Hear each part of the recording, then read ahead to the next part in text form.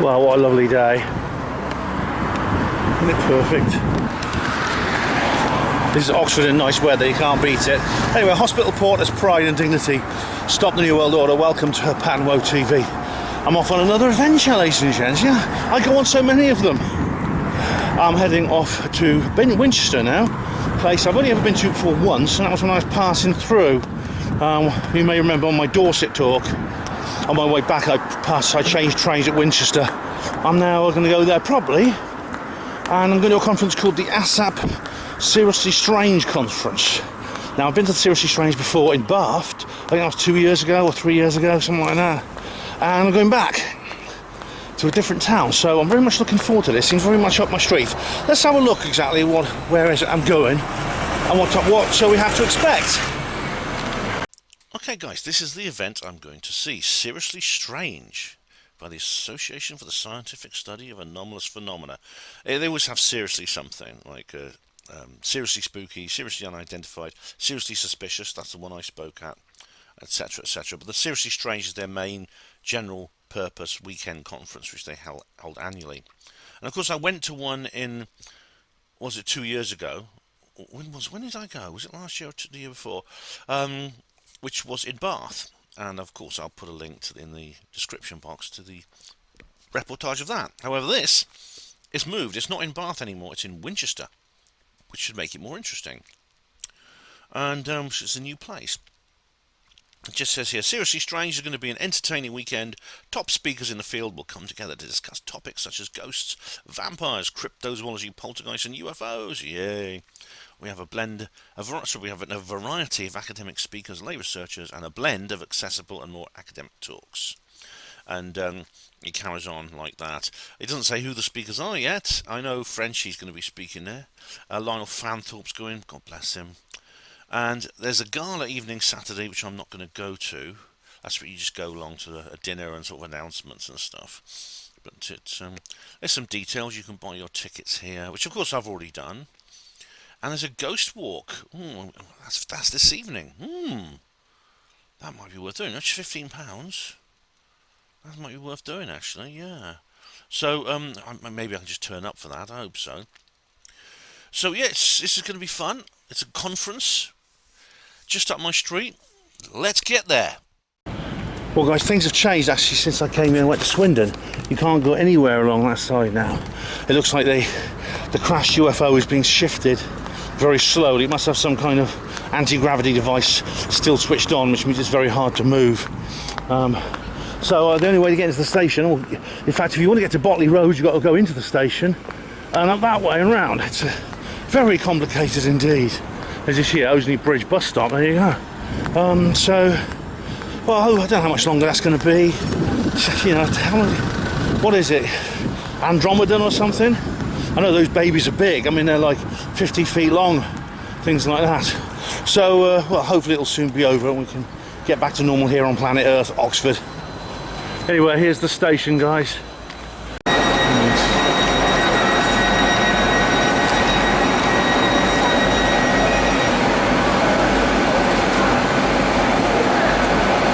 I was going to get 13:16, delayed by about half a bleeding hour, probably be more.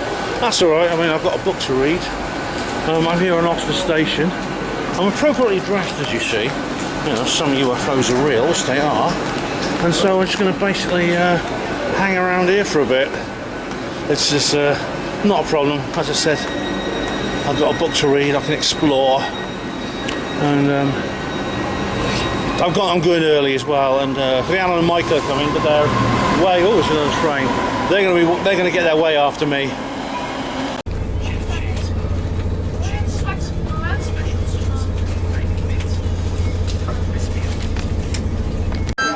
Oh, well, welcome to Winchester. It's a hot, sunny afternoon. Train journey wasn't very nice. Loads of people on the train. I managed to get a seat, but there's people coming in and out all the time. The train was like half an hour late, but I'm not going to get a refund. Actually, they're going to offer us a refund, so I'm here. I'm actually a little bit early, so I'm going to have a bit of sightseeing, have a look around the place. I might sort of take a look at various things around town. So I think that's my next stop. I had a very, very brief walk through. I had a very, very brief walk through here while I was waiting to change trains. I was here about 20 minutes, but get a better look at the place now, because this is where I'm going to be for the next 3 days. So yeah, so let's get going. I'm just about to leave. There's the obelisk, War Memorial, I think, which you often find. Look out, look for a dome or an arch. You often see the two together, as you know from previous videos that I've done. Quite grand, quite old-fashioned Winchester. It's the impression I get of it. There's your arch over there. I mean, that could be it. Now this is interesting. This is we've got these buildings here, which are probably maybe several centuries old. That bit there is obviously a lot older. It's built directly onto these other buildings. It's been built to connect, but this bit here is obviously an awful lot older.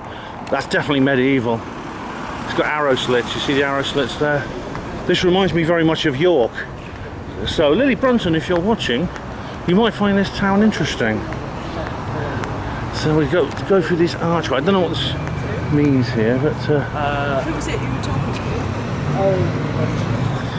I've got to find a Wetherspoons. I just need to know there's one somewhere I can go to if I need to. And so here we are. This is it, the medieval gateway to Winchester. Winchester. Part of what was once Winchester Castle. The West Gate serves as an entrance to the city. Fortified stronghold. There's a pub there called the West Gate as well. And unlike the one in Oxford, it's kept its original name. It hasn't been called Poona now or Cape Passa or these other ridiculous names it had. Uncovers Stuart Winchester. And there's the museum here. Oh. This is a lovely old street, this. Look, there's a Tudor house there. It's really atmospheric. It's got a nice energy, this place, actually. It really has. Lots of like little houses tucked in close together.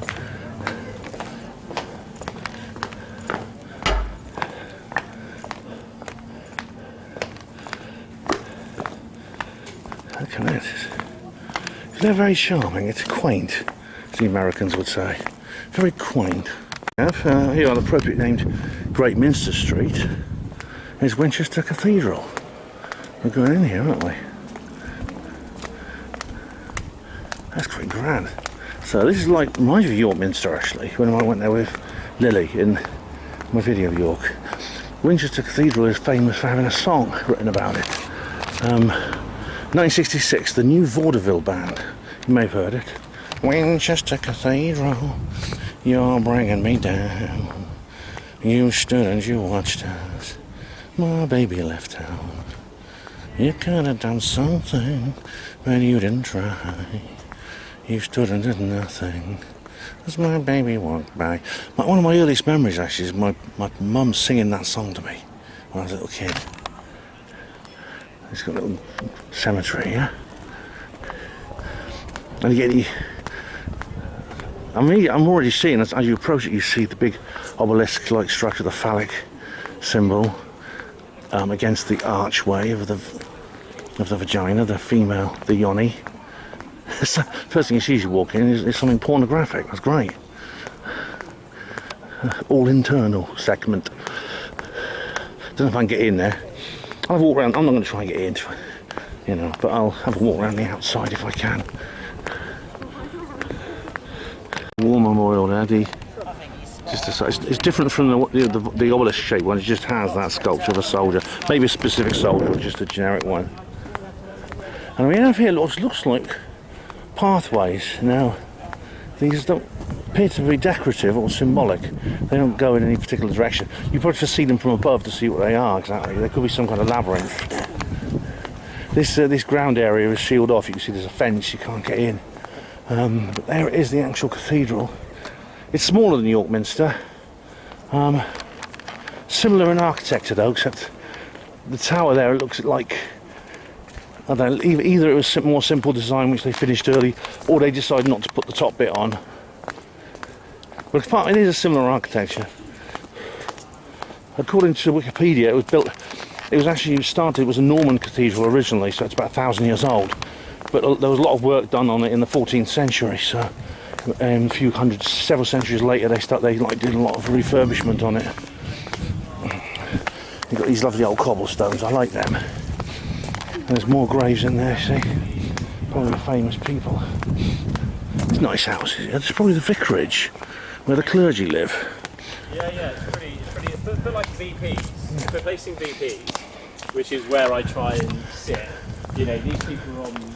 Lovely and shady. This reminds me of parts of Oxford are like this, actually, in the university. It's very nice. It appears you can't walk all the way around the cathedral, at least not from this side. So I'm going to head back. Rhiannon's just texted me. She's not going to be here for a couple of hours. She might have left a bit late. It's not a problem, there's no rush. I mean, the action doesn't start till tomorrow. So I'll let them know when they arrive. But I'm just going to continue my little exploration of this charming little city. There's an arch sort of leading to nowhere. That was probably actually connected to something else once, which has been demolished since. And strangely enough, there is an armchair. Probably put there by a backslapper, because yeah, the backslappers love their armchairs, because the moment you sit on it, a backslapper will come bursting out saying, look at you sitting in your arses and doing nothing.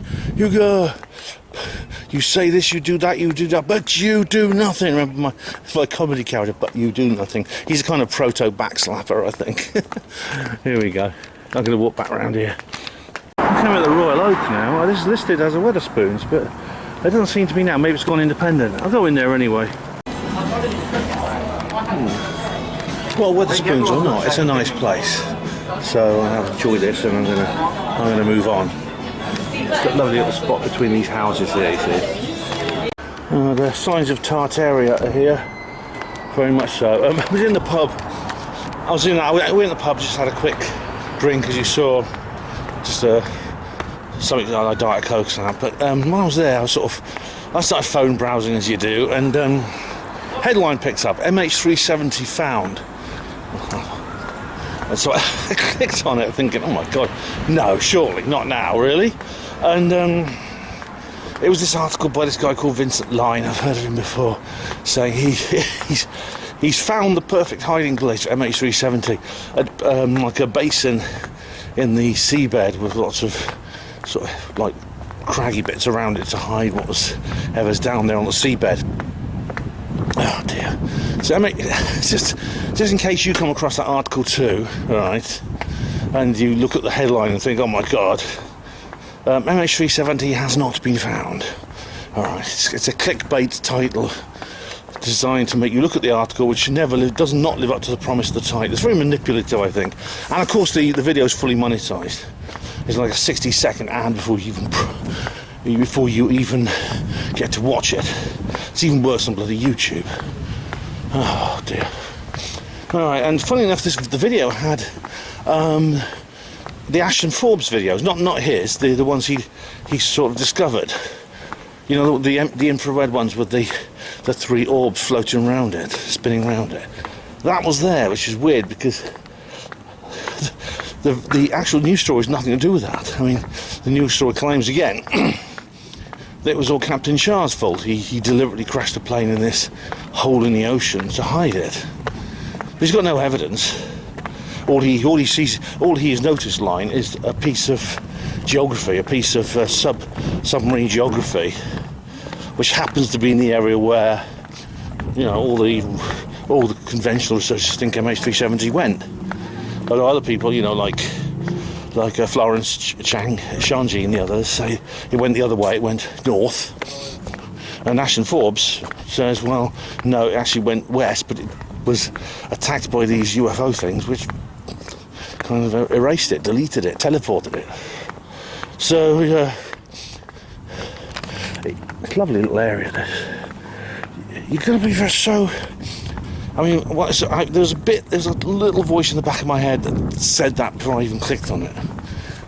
It hasn't actually been found. You'll be hearing about it a lot more.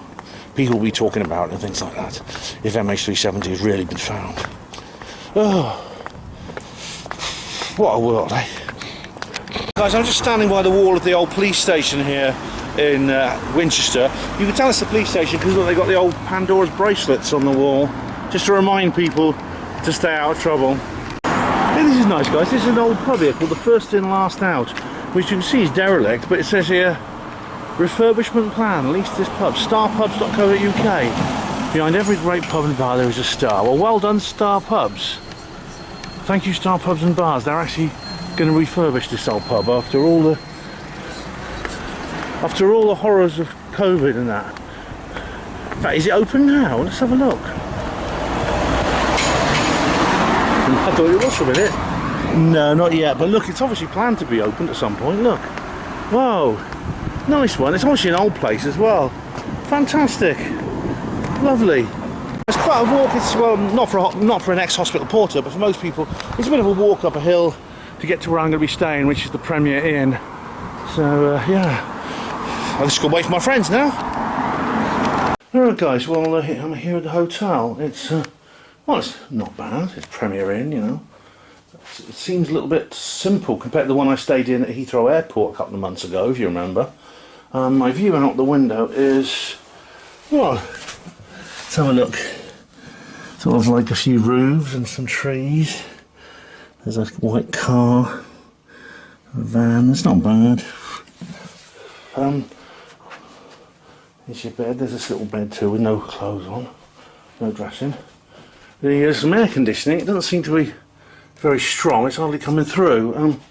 Here's the picture, which is kind of like, it looks like downtown Basingstoke, or a bit of Swindon maybe, in a sort of like pastel, sort of like shades of blotches and tie-dyes. It doesn't go any lower than 19 degrees. There you go.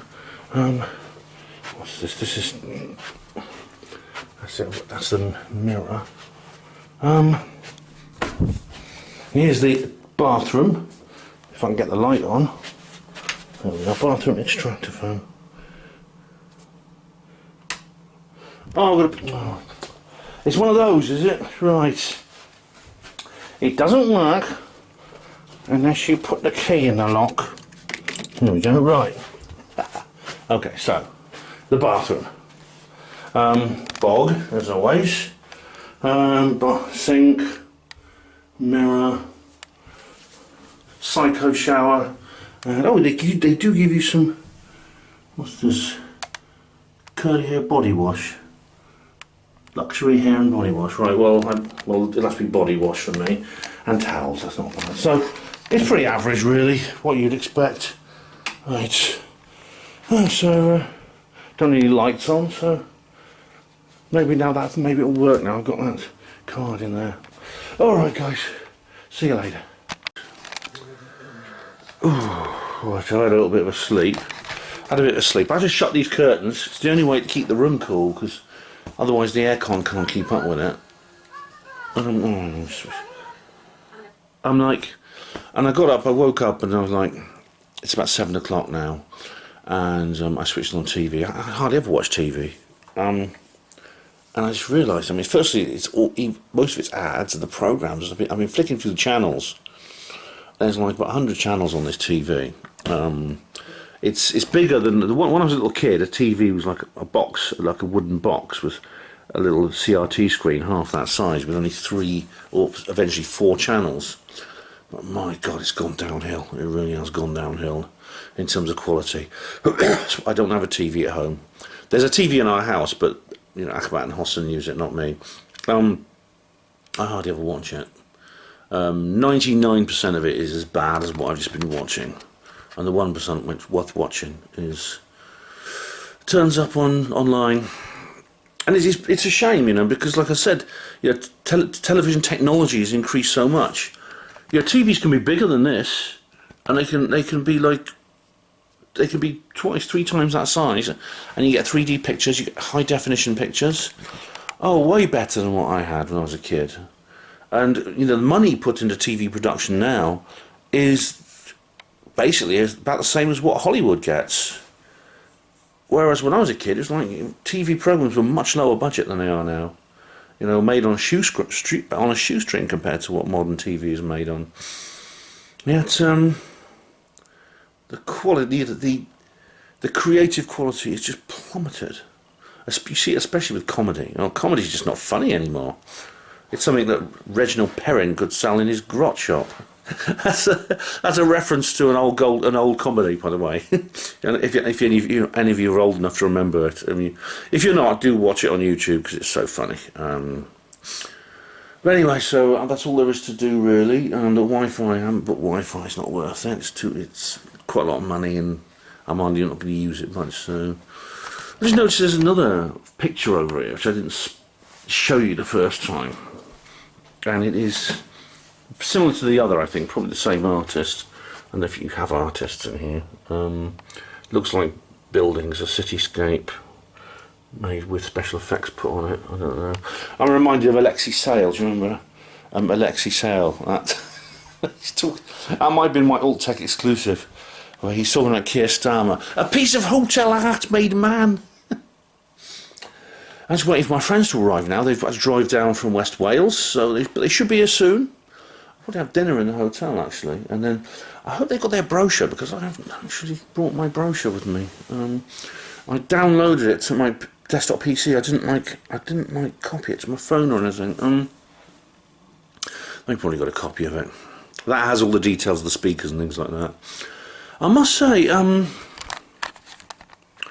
it's possible there's going to be a bit of controversy, or controversy, however you pronounce it, at this particular event. Now, I don't know all the details, but I know I've been talking to some of the people involved, because they're friends of mine who are in the sort of paranormal community.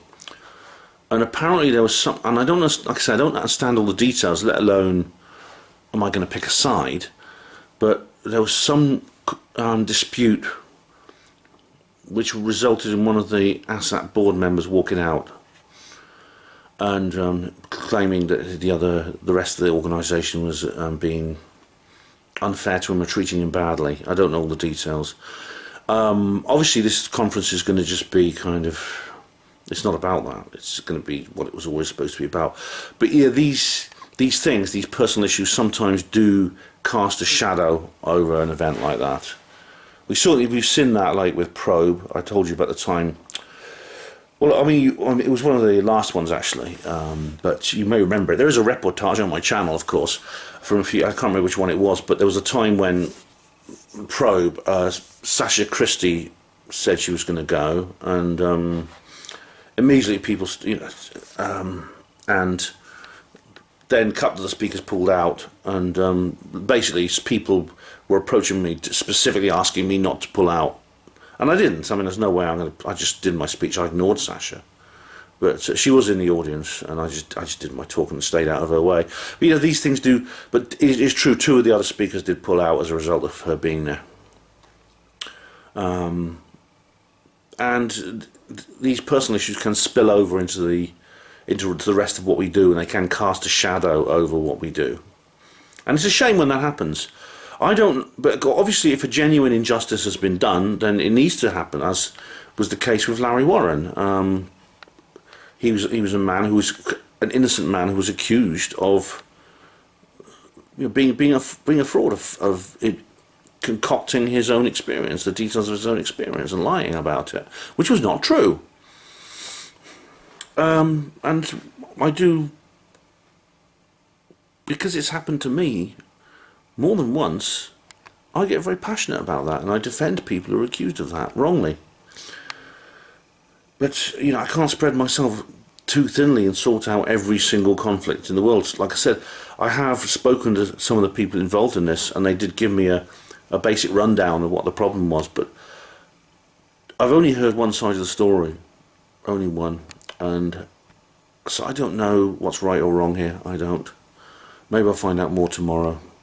So according to my friend, they're actually quite close now. They said they'd be at just after 7 p.m. So hopefully you'll see. It's Rhiannon and Michael who travelled with me before to many other events. The last one was Weird Weekend North. So yeah, looking forward to seeing them. I'm gonna walk round the building. I think maybe I can meet my friends in the car park. It's a bit of a hassle actually. Getting things ready for dinner and stuff. I tried to book dinner for 8 o'clock, they couldn't. I had to do it for 8:45, which is a bit late for my friends to eat. And breakfast I've booked for 8 a.m. I haven't brought the brochure with me, because what happened was Norrie sent us all out this brochure, which is on my PC. I didn't put it on my phone. I haven't brought my laptop with me. I don't think I need it. So I can't actually access my I don't think that's just the brochure right now. But not to worry, not to worry. I can't help noticing, like, I was checking when you Google this hotel, you get a lot of reviews, and there's a lot of bad ones. Lots of 2 and 3 stars. People complaining about the cups being dirty in the rooms and things like that for the tea, stuff like that. I don't know how bad. You've got to pay to park as well. This is the car park for the place. This is it. I mean, obviously, I'm going to judge this place as I see it, not how other people see it. I think probably people tend to leave reviews more when they're pissed off than when they're impressed. Because so far, this is not quite as good as the one at Heathrow Airport, Terminal 4, that I was in a couple of months ago. So far, I'd say it's not as good. But, I don't know, maybe it's not too bad. Maybe it's not. Anyway, I thought I might just wait here for my friends to turn up. Enjoy, I get a bit of fresh air here. At least the air is sort of fresh in this place. It's a kind of oldie worldy type place. I found out actually, I've got one of these maps. When you want these on maps, I could show you it later. One of these big, I think every location has a big sheet of paper, like A3 size piece of paper with a map and lots of business ads on. And the Royal Oak, the pub I was in, which I thought was a Wetherspoons, maybe used to be a Wetherspoons, is actually is really old. It dates back to the year 1002. So it's over 1,000 years old. 1,022 years. Which means it's like, it's Anglo-Saxon. Which, I mean, is quite amazing, because there's a bit of a debate over whether the Anglo-Saxons were actually Illuminati occupied. Obviously the Norman conquest, because obviously, I mean, you know that the Roman Empire represents like the introduction of Illuminati rule into Britain. You know, my Boudica moments. But there's some theorists, I mean, some theorists say this, other theorists say something different. But there's certain evidence to suggest that occupation ended with the fall of the Roman Empire. And for a few centuries, we actually, what was called the Dark Ages, we went back to pre-Illuminati society. Just temporarily, unfortunately, until 1066. But, I don't know, I mean, which would mean, because apparently it was that Queen Emma used to live here, and I tried to look up who Queen Emma was, but I couldn't get a signal. I mean, I couldn't get, there's not even any like Wi-Fi, there's not even like a roaming signal here. But I assume she's a Saxon queen. Yeah, it's quite something.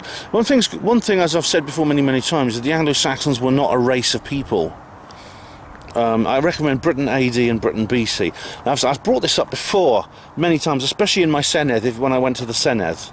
That video, which I'm very proud of that video. Took a long time to film, took about 3 months to film that video. Had to break off. Had to break off and come back to it later, as you remember. But the Anglo-Saxons were not a race of people. It was the DNA evidence in graves at places like Sutton Hoo proves that the people who lived there were actually indigenous people who adopted a new language and culture. There's also evidence in linguistics that English is not a pure Germanic language, it's actually partly Celtic, which would indicate it's actually a language spoken. English emerged as a language spoken as a second language by Celtic-speaking people. They adopted a new language and culture.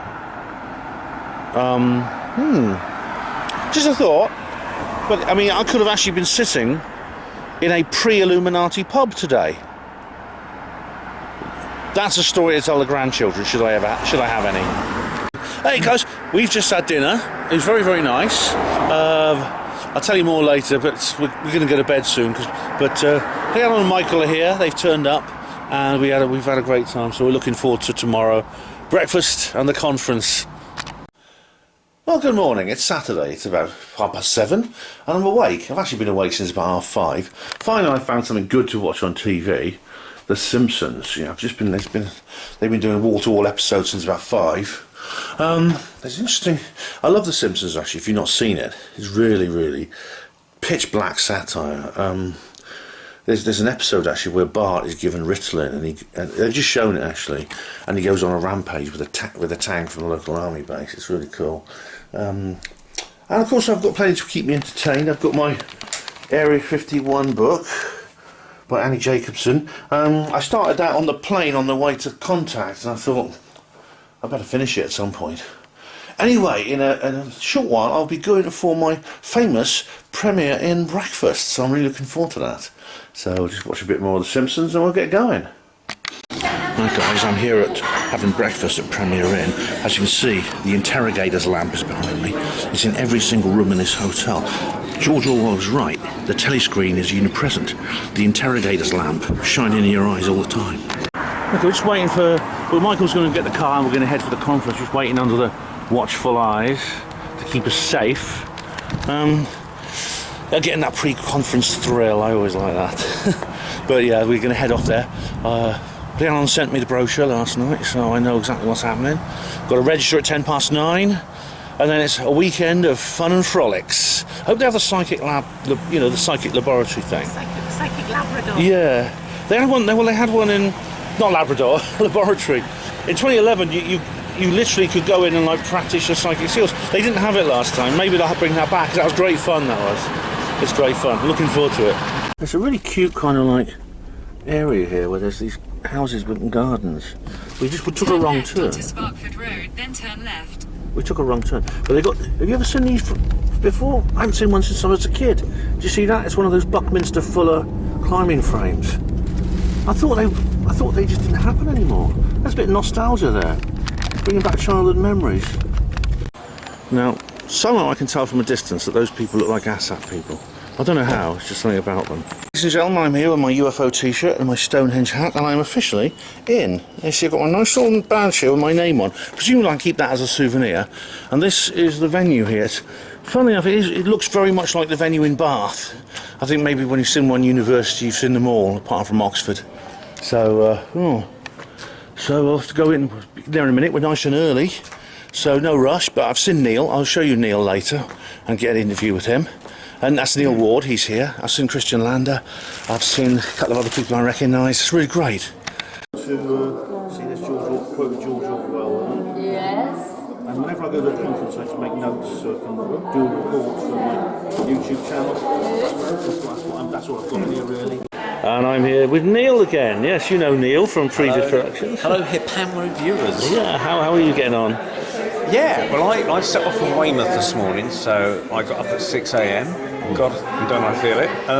So it took about an hour and 20 minutes to drive here, so I was expecting some closures on the motorway, but fortunately there wasn't, so I must have misunderstood that. Oh, good. Well, better that way than the other way round. Yeah. But are you here for the whole weekend? No, I'm not, Ben. I'm only here for today. I think we've got a few other things on tomorrow, so I'll be going to something else tomorrow afternoon or evening. But I thought I'd cram as much as I could in one day. I brought my own cameras, you know, so I'll be doing a little bit of filming, maybe cool. capture a few interviews. I've printed off a few information flyers to hand out to people that might be of interest. So this is Philip Kinsella's author's profile there. Oh, great. And somewhere I've got one of mine, which is somewhere down here. Yeah. Underneath my ticket. Yeah. So there's my one there. As Neil Ward, right. So that's good. Any particular speaker you're interested in, particularly in seeing? Not really. I'm open to all of them. Cool. Brilliant. Well, hope you enjoy it. Thank you. Cool. Okay, we've now entered the auditorium, advertising these books, which look very interesting. I like that picture. Pretty typical university lecture theatre, like the one at Bath. Slightly more legroom than at the other one because it doesn't have this big bench in front of us, which is nice. So grab the seat at the back, so if I fall asleep, no one will notice and be embarrassed, and I won't feel embarrassed. So yeah, let the battle commence.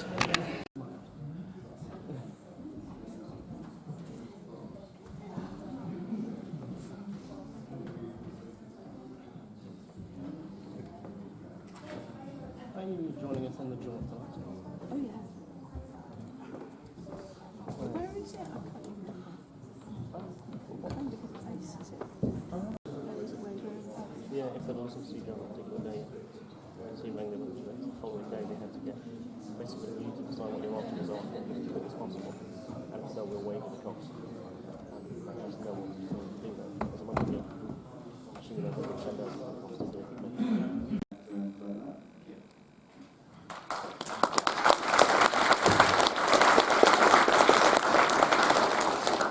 Thank you very much. So yes, let's celebrate what we've all got in common. We're all at the next slide. Can we start with this? Has anybody read Crap Towns by the Idler people? Yes. Thank you very much indeed, ASSAP, right? 1999 book, the 50 worst places to live in the UK, Winchester number 5. We were in Bath last year, which doesn't get a mention in this particular book, but we survived quite well last night. A town that owes its continuing prosperity to the presence of one of the world's poshest schools, but its undoubted beauty is scarred by the broken beer bottle violence of its Friday night. So what do? We go out on a Friday night in Winchester and do a ghost walk. Yeah? But I think things have improved since they wrote that book, but anyway, so we're in Winchester. Welcome to Winchester. Today Winchester, tomorrow the cosmos. Yeah, basically. So I think I'm not the only person looking at the kind of bigger picture in terms of, crudely, I've got half an hour here. The argument would be, after a lifetime of being obsessed with this kind of stuff, I'm less impressed by people trying to solve a particular case, going and digging deep into one particular haunting or one particular UFO event. Much more convinced that if we're looking at genuine phenomena, i.e. things that are worthy of investigation that we currently don't begin to understand, we're probably looking at a bigger picture somewhere along the line. So we'll talk a little bit about that. I always feel the need to apologise when I'm at a paranormal conference and I mention football, but yeah, fair play to the Geordies that were in it. Yeah? I've had an intelligent football conversation already this weekend. Let me tell you a story about football. You're probably familiar with the two people on here, right? Paul Gascoigne and Glenn Hoddle. At the moment this picture's taken, Gazza is towards the end of his England career, which lasted from 1988 to 1998. He was in the World Cup squad trying to qualify, and England did qualify for the 98 finals, at which point Glenn Hoddle held a training camp and ended the training camp by picking his squad, and Gazza was not picked. And the official story, if you read it, is that Gazza's England career ended at that point because he retaliated on the manager by trashing his hotel room. Unofficially, there's another story that does the rounds, which is quite relevant to the talk I'm giving today, and it's this. Paul Gascoigne was a practical joker, a known practical joker, was always pulling stunts on people, and he pulled one in the training camp. And he went up, the thing is that they had a moment in the training camp where the squad were gathered around and discussing drills and various bits and pieces they were doing. And Gazza went up to Glenn Hoddle and said, I've just heard something about you, boss. Is it true you found God? And Glenn Hoddle said, well, yeah, indeed, it is true. And Paul Gascoigne's punchline was, well, that must have been one hell of a pass, boss. Yeah? All right? It's a joke I quite like because it's relevant to what I'm talking about today in as much as there's a big picture, there's a means by which we're trying to reach it, which sometimes seems quite almost tenuous. So passing the football to God is kind of like a metaphor for some of the things I'm going to be talking about. Let's get to the serious stuff. I can't deny, all the years that I've spent researching all these kind of things. The stuff that seems to resonate with me more these days is to do with the people who came up with big, overarching views of certain things and trying to sort of chip away at them. And I'm guessing that, I'm talking to the converted. I know I am, because I was speaking yesterday to somebody about trying to join Alistair Hardy's society, which I've never done, but I won't out the individual, but somebody in here was telling me that they tried to do that. And there are some of these ideas, just whilst they're quite old now, sort of resonate with me quite well. So if you're unfamiliar with Rudolf Otto, who's the guy on the left, he wrote a few major theological tomes about a century ago, but the idea of the holy is the one that still keeps selling, such as any of them sell these days. And he had a central plank of this idea, which is that he talked about a concept called numinosity, which is the numinous is the stuff that's kind of between what we can observe and what we can pick away at and what we can prove. and the kind of amorphous thing that we'll never reach. It's that bit in the middle. And he felt very much as a theologian that he was dealing with something that was bigger than we could understand, but that was just in sight, almost just over the horizon. You could perceive it, but you couldn't quite get to it. And I recently read Alistair Hardy's book. In fact, if anybody in here gets the Christian parapsychologist that Matt Arnold produces, I've got an article coming up. Well, I've got to write it first. But yeah, all right. I think I can cope that. But I've got an article coming up in there looking at 50 years of the book written by Sir Alistair Hardy, The Biology of God. And it's an interesting read. I mean, he's a biologist and a Christian, and he starts from the premise that there must be some biological existence. This is 1975, so what can you prove and not? What can you not? But the last one, I mean, I'm assuming one or two of you spotted this. This is a meme I picked up the other day. I mean, clearly when you're playing with this kind of stuff, the danger of confirmation bias is massive, so you know, things resonate, but that doesn't necessarily mean that you're right. I found that quite funny because it's a picture of a woman worshipping Jesus, but as some of you probably spotted, that's David Gilmour, the lead guitarist with Pink Floyd, who's an avowed atheist. But just to give you an example of the cautionary tale, you can even find that in his lyrics. I mean, obviously, there's the danger is that things resonate, but you just go off in the wrong direction and you get your own confirmation bias to it. So let's talk about two of my favourite paranormal stories. Again, apologies if you're unfamiliar with this. Sorry, if you are familiar with it. Alfred Vertu on the left. On the 12th of August 1983, he was fishing by a canal bank in Aldershot in the early hours of the morning. As you do, a UFO lands. He sees two beings that come out through some bushes and beckon him towards them. He goes through the bushes. The beings aren't inside, but the UFO is there. He goes aboard the UFO. He finds himself in a room, kind of futuristic room, but there's nobody around. No being of any kind around. Then he hears a voice, but he doesn't know where it's coming from, and he asks him how old he is. He points out that he's about to turn 78, and I'm sorry to break this to you, but the voice says, "You're too old and infirm for our purposes."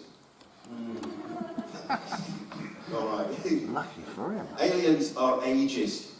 I do quite a lot of I'm bookable for talks. I'm speaking it, and you get booked in Route 1 jobs, or like the University of the Third Age and Probus groups, active retirees on a midweek afternoon. That story goes down quite well with some of them and appallingly with others, Like the oldest person in the room is 90, and you just tell them the aliens aren't interested in them, And I've got to apologise to, she's around somewhere, the goth from Grimsby, but, sorry, I know you're talking about Elvis. I'll keep it down to one Elvis story this morning. But I discussed this in the webinar a few weeks ago. True story. A girl with Down syndrome, a young woman with Down syndrome is dying. She had a heart condition. She was never going to live very long. Her parents were big fans of Elvis. She'd attended an Elvis gig. It's in Raymond Moody's his book about Elvis, Elvis After Life. She says goodbye to her dad, goodbye to her mother, and then as she's dying in front of them, basically lapsing into unconsciousness, she says, "Elvis is here." Or specifically, "Here comes Elvis." A moment so meaningful that it actually drove her dad back to renewing his religious vows. But it's a true story. I mean, it's the eyewitnesses say it's true. Now, I don't know the literal truth of that. You can't go and investigate it and prove it one way or the other. But the point I'm making is that they're surreal stories. In many ways, they don't seem to have a resonance of absolute literal truth. I mean, you still start believing it. And I'm still that way with sort of some of the UFO cases. So watching David Grush testify on the Pentagon hearing, I was getting quite excited, despite all the kind of reality checks I've had over the years. And then he started talking about this UFO crash in 1933 in Italy. And it was just visceral to me watching this. Like, oh my God, why am I sitting up in my office doing this afternoon? There's so much more I can do. Okay, the first talks are over. Interesting. I've disagreed with a lot. I'll say more about the court content later. Anyway, I'm in the lift, and you see they've set up the psychic laboratory in the lift today. Here I am on level 1. Oh, Neil beat me. Alright, that Kenneth Kettle building there is where you get coffee. I've just left there and I'm heading back down. It's quite a trek actually to get there. You've got about 4 flights of steps, and there's only a 40-minute break, and there's a massive queue. Now Neil's going to stay, he's going to wait in the queue. I don't know, maybe he can maybe get quicker than me. But I've given him some money, he can wait in the queue. It's a nice chapel here. There's a mixture of the old and the new, as you see. But so far it's been fun. Oh yeah, my friends are coming already. Just a sec, here we go. There's a nice flower bed there, isn't there? Yeah. It's just 10 minutes to go now until the next event starts. And it's like, oh. And it's really, when you consider how many people are here, there's only about 2 people serving. I know it's not term time, so the students are all away. By the time everyone's got up these stairs, these flights of stairs, and a lot of them are a lot older than me, you can't get everyone watered and coffeed before the next event. So I'll show you where it is. You go all the way down these stairs here. It's easier going down than going up, of course. But this is always a problem. This was a problem with exopolitics as well. You have a university in recess and a big event with lots of people, and of course just holiday catering at the university. So basically just keep, anyone coming in to use the gym basically who's not in the area. Oh, but there you go. If they had to hire extra catering, it would probably cost a lot more. So you got to take the rough with the smooth. And no one seems to be there. I think they've all gone back into the Stripe, as it's called, which is the event venue. But Neil is going to stick around. He's going to stick around in the cafe and get some coffee for us, hopefully. Right. Never mind. I'll show you the books later. There's like a merchandise area as well. Slightly better venue than the last one. More leg room. I'll just show you what people see from this angle. This is what it's like at the bottom. Here we go. Pretty typical like lecture theatre really. Just like any other. Next up we've got the Goblin Grange Vampire by Deborah Hyde. I mean, Deborah was at the there she is actually. Oops. That's her there. She's like a big time skeptic. Edits Skeptic magazine. So, but I've been to some of her talks. It's always good to hear both sides of the story.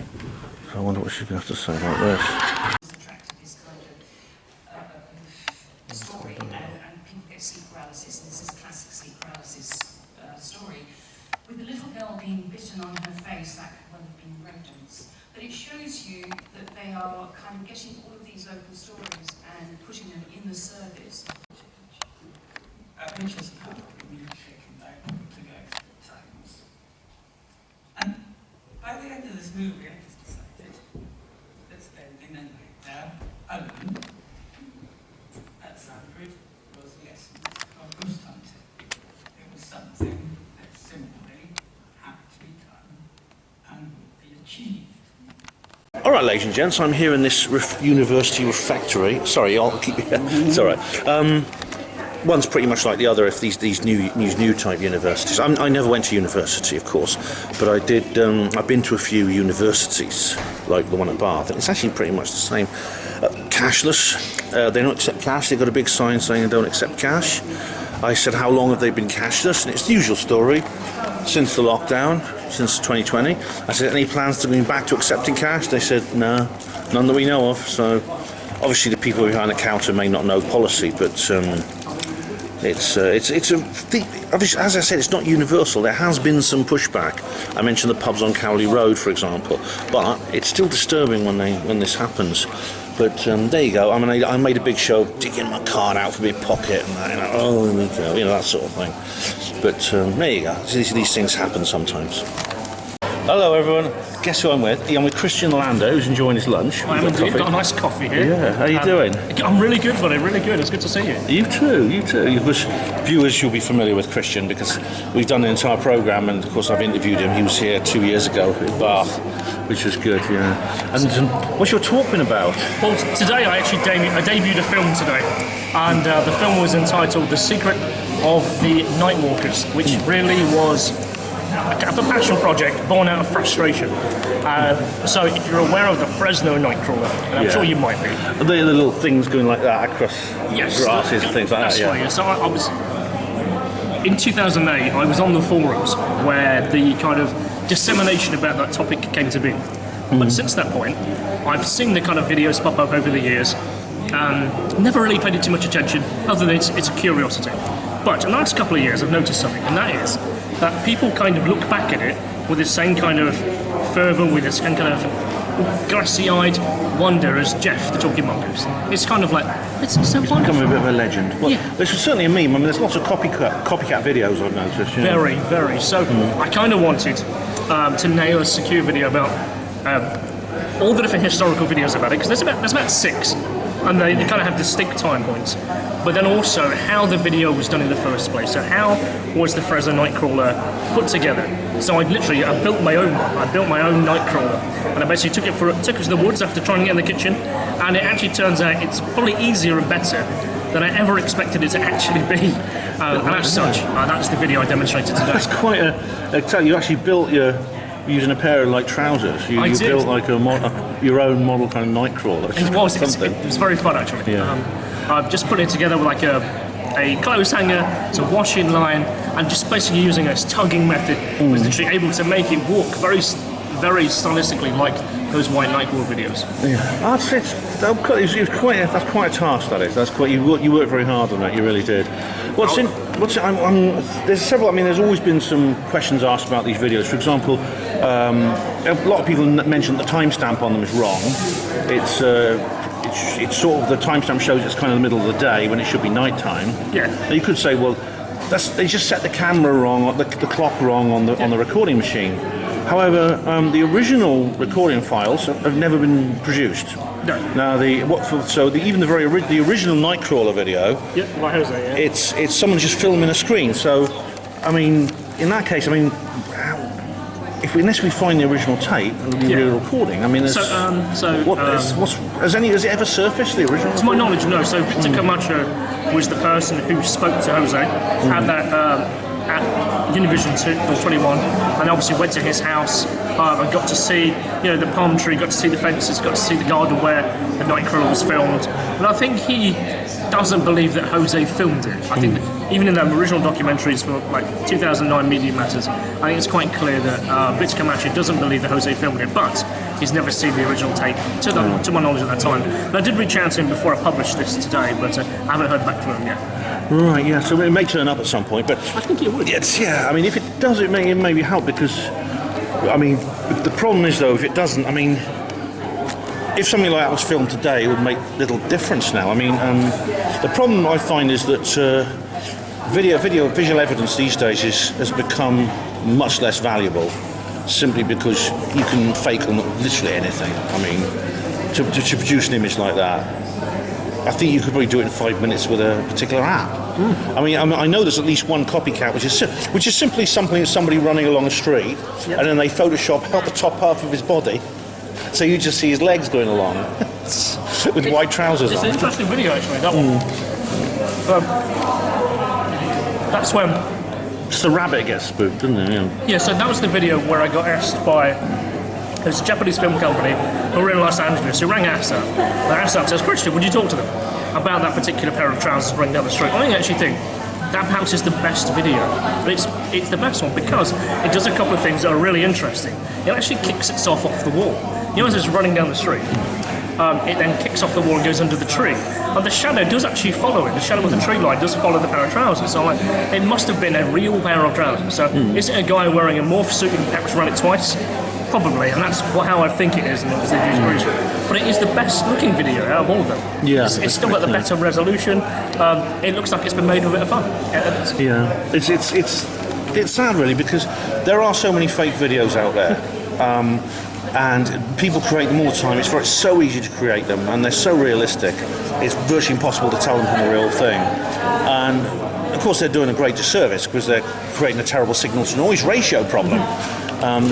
To the point where, I mean, I suppose if I saw something that was really like one of those Nightcrawlers, would I bother filming it at all? I mean, no. Because people, as long as people would accuse me of faking it, who would believe me even if it was real? You know? I think that's another thing. So with the one thing I distinctly said in that video is it's like watching live folklore. How it's gone from one figure to two, there's a smaller one, it's got a family, it's then got eyes, you know, the characteristics of it have changed from that initial video. A bit like Deborah Hyde talking what she said about the vampire, yeah. Because of it, actually, it's kind of fun. I suppose it's quite amusing, yeah. It's quite funny. I mean, it's intriguing because it's always at the back of my head. I mean, I suppose you probably disagree, but there's always at the back of my head, what if it's real? What if it's real? You know, I mean, I think it's unlikely, but I can't help hoping, you know what I mean? Absolutely. You know what I mean? Absolutely. I want these things to be real. Yeah. I want to show me. Yeah. I mean, things. If a genie was true, right? If a genie was true, would you wish for a 9-year-old to be real? I would. I don't know. I wish. Certain things there's probably certain things I think are real. I probably wish weren't. But yeah. But yeah, but this is what makes it so. You know, solving these mysteries is like the ultimate like detective work, and it's great fun. It really is. That's where the addictions to the paranormal topics are, because I think that the answer to many of the mysteries actually is within grasp. I really do, and because of that, it seems tantalising that we might actually, people we know, might actually be the one to solve a problem. You never know. That's right. And that is really intriguing. That's really kind of you're grasping at something that is right there. It's going to happen within our lifetime. It's like disclosure. It may well be happening. That's good. true. Yeah, it is. I mean, I suppose I've always had an interest. I mean, you know, John Fraser showed the Osborne Book of Ghosts. I read that when I was really small, and I read it over and over and over again. And so even when I don't have very good memory of my extreme youth, but I must have had an interest from a very early age, long before I sort of became so serious about it. So it's something that's always been with me, I think. It's good to talk to you, Christian. You too, buddy. You too. You too, and I'll see you around. I'm looking forward to the rest of the weekend. It's only Saturday lunchtime, so plenty of time to go. And take care. Yeah, you too. I'm going to nudge the people who aren't talking to anybody. Those who've come alone, those who have come in little groups, kind of. I don't quite know who to talk to, so I'm going to go and play icebreaker and go and nudge them and say hi. Good for you, yeah. But we'll all be good mates by the end of the weekend, you'll see. This is a brilliant T-shirt from this lady here, Hannah. Be the cryptid you want to see in the world. That's so cool.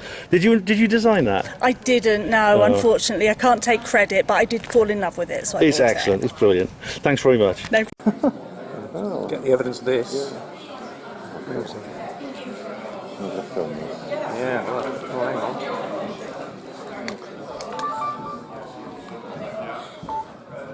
You should hear the French book is having hands on here. Heads in the way.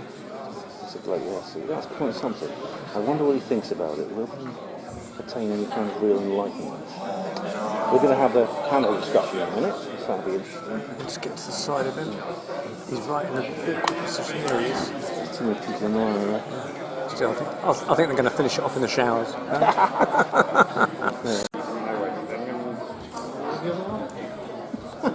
They went missing for 2 hours in 1977. No, that was actually the dog that went missing. That was actually in your part of the country. The dog was never the same again. The dog was, because I think the dog was abducted basically by aliens, and never really got over the experience. Total personality change. Oh right, because when you take the bins out, they come from you, don't they? Well, obviously they wipe your memory.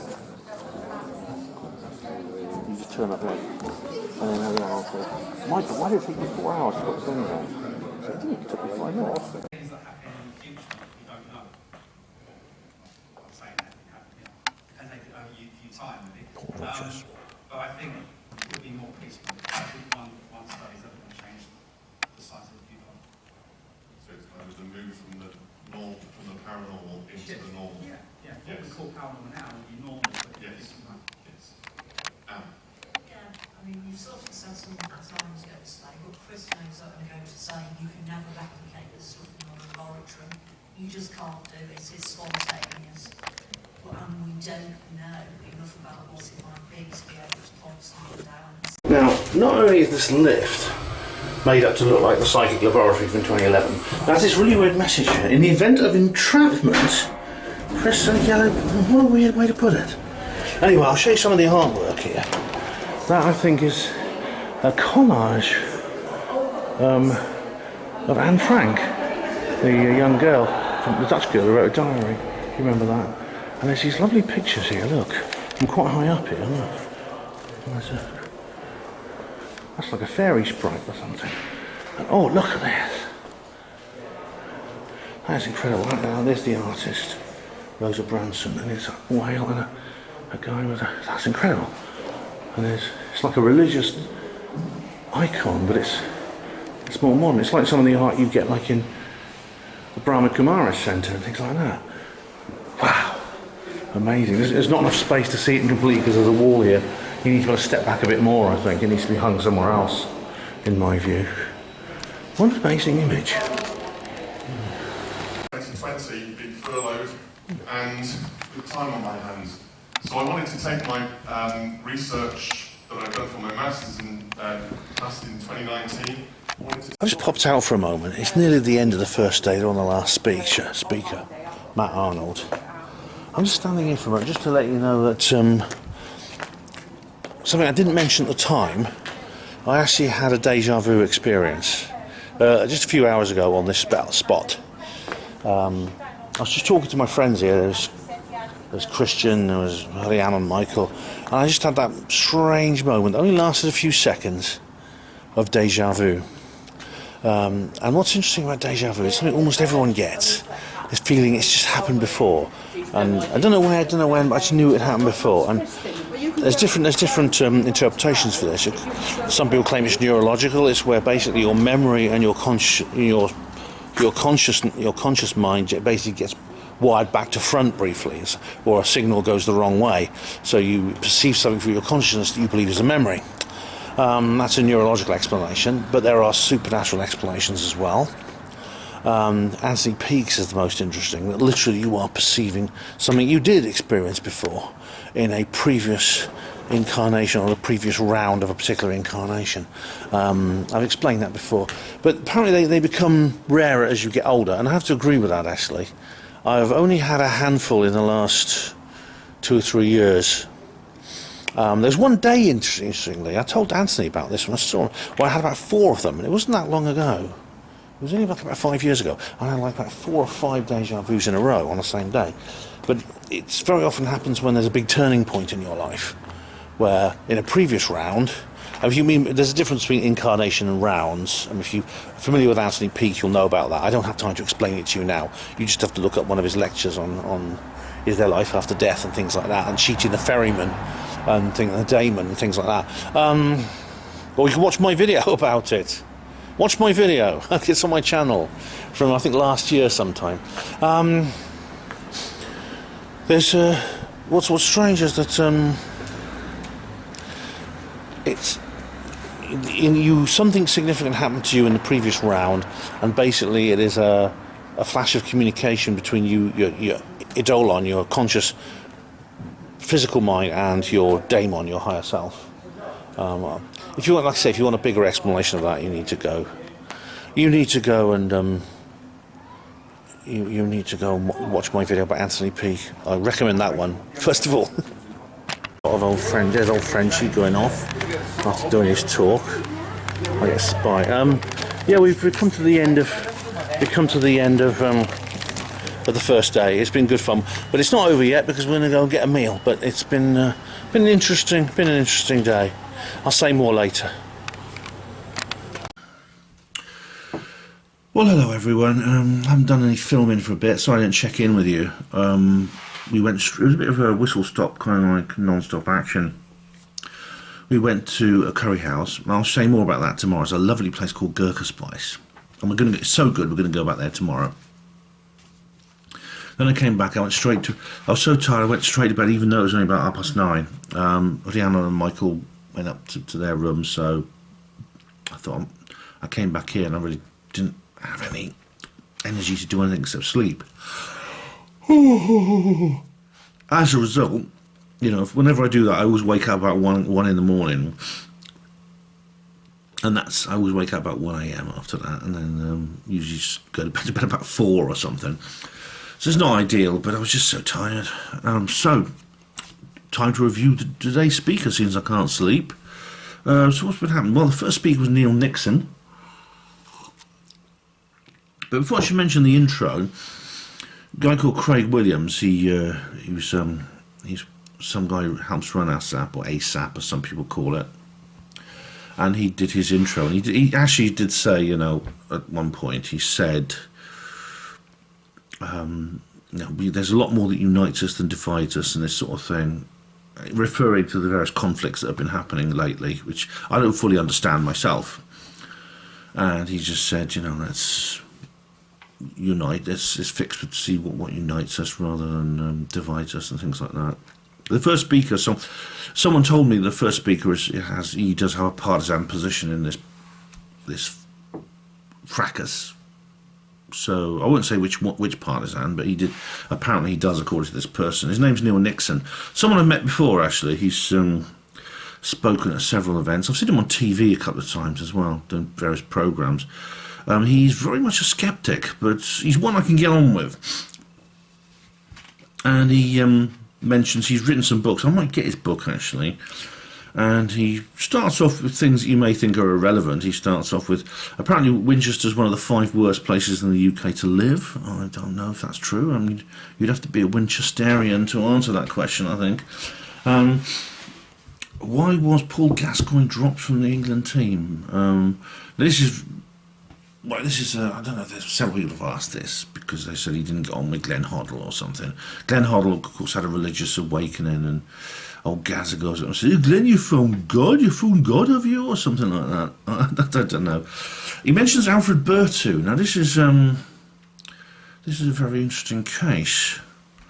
Alfred Bertu is mentioned in one of Timothy Good's books. Alfred Bertu, you can look it up, B-U-R-T-O-O. An old man from Hampshire, I think he was somewhere near Andover.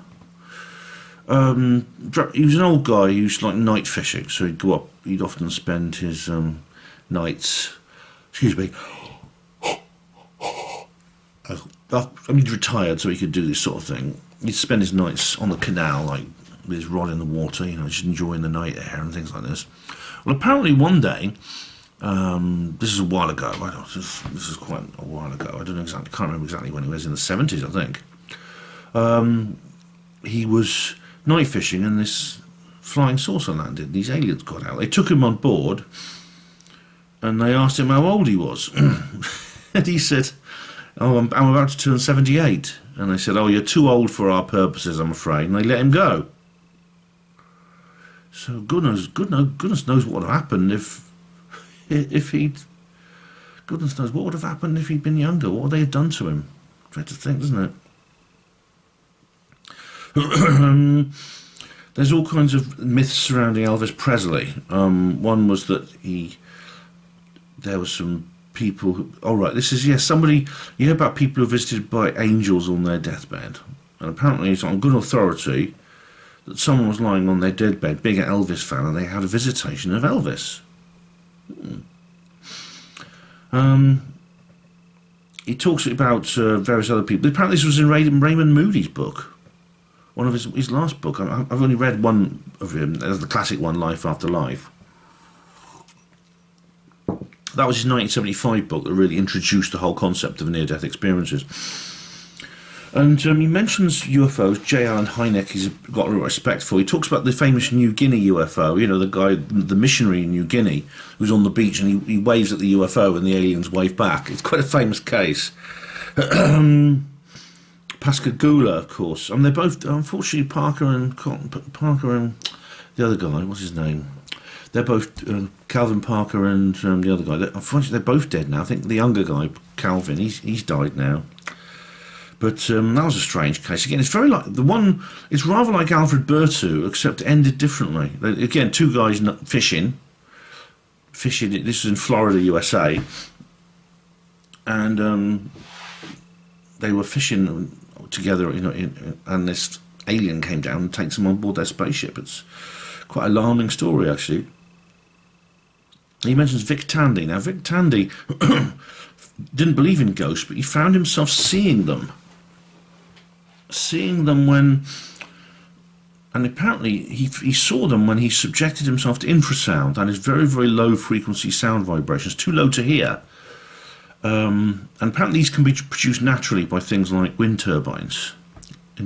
And there is some evidence to suggest that people who experience this kind of infrasound, they can be produced naturally as well by waterfalls. Apparently produce infrasound, not just wind turbines and things like that. But certain areas are more prone to ghost sightings, and he says that the infrasound actually produces the ability for some people to see ghosts. Now, of course, the skeptics will say that it alters the brain so that you start imagining things which you call ghosts. I mean, another way of looking at it is that it simply opens your consciousness out to perceive things that you don't normally perceive.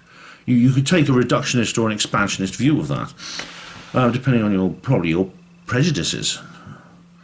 Neil Gemmell, this is an interesting story. Loch Ness. Now, apparently, he did a DNA study of Loch Ness, and he found no DNA of any sort of reptilian monsters, but he did find a lot of fish DNA, especially eels. Now, I've often said that it's quite likely the Loch Ness monster is some kind of fish or shark. It's not likely to be a reptile because it would need to surface more often because it needs to breathe in the air, whereas fishes and sharks can breathe underwater, of course.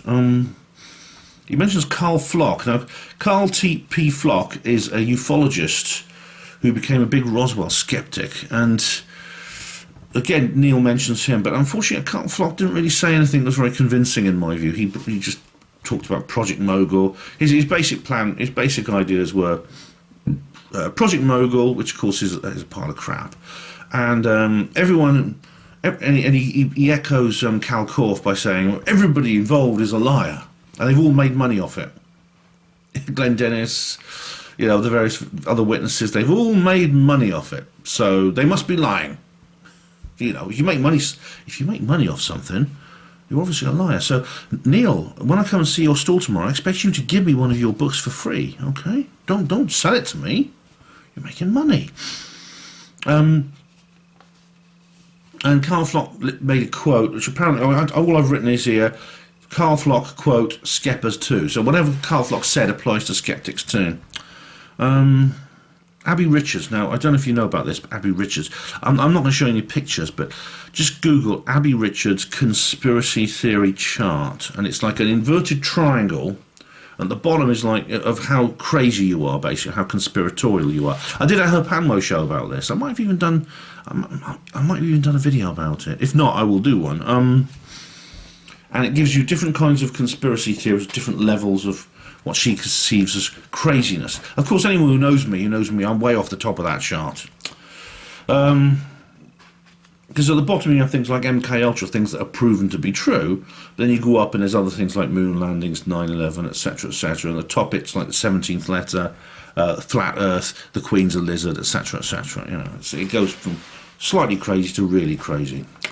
Now he mentions the Mussolini case. Now this is the apparently it's debunked, and he said, well, you should listen to Skeptoid, Brian Dunning's little radio podcast, and it explains how it's debunked. He says, this is one when I saw David Grush talk about it, I was really dismayed. The thing about it is, I don't think it has been debunked. I don't know if Neil has actually read Roberto Panotti's The Fascist UFO Files, because that's I think, is maybe not really the original source, but it's certainly, Panotti has given a lot of good information about why it actually may not be fake. Diane Pasulka, I don't know much about her, but Neil knows about her. And he talks about the human interface with the phenomenon. Now this is, in other words, that our own consciousness, our own thoughts and feelings alter the kind of phenomena we perceive, or maybe it's like a kind of tulpa phenomena situation, and Neil's interested in that. Ray Hyman. Now, he asked if people know Ray Hyman. I do, because Ray Hyman was involved with the Stanford Research Institute back in 1972 when they did their studies on Uri Geller and Ingo Swann and people like that. This includes Russell Targ and Hal Puthoff, yes. You've seen pictures of him, a young Hal Puthoff, the same one who's now involved with the disclosure movement. Make of that what you will. Ray Hyman was involved, and he was a big-time skeptic. He just said, oh, Geller's a fraud and the whole thing's fake and stuff like that. And I mean, I don't know, maybe that's just what he was meant to say. Maybe it was part of the cover-up.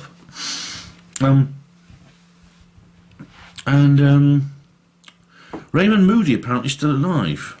So wherever he wants to go, wherever he thinks we go after he's after we pass away, he's not that keen to get there himself. Christian Lander. Now, you know Christian, oh, well, you've just seen him. I did an interview with him. He mentioned the Nightcrawler. He did an entire presentation on the Nightcrawler, including showing us his video, which I'm not going to be rude to him when I'm talking to him, but it did look. I couldn't help seeing it as a bit of unintentional comedy, or maybe semi-intentional comedy. He attempts to reproduce the Nightcrawler, basically with a pair of pantaloons, sort of with a coat hanger and some clothes pegs. Some clothes pegs. It's actually, I'm not kidding.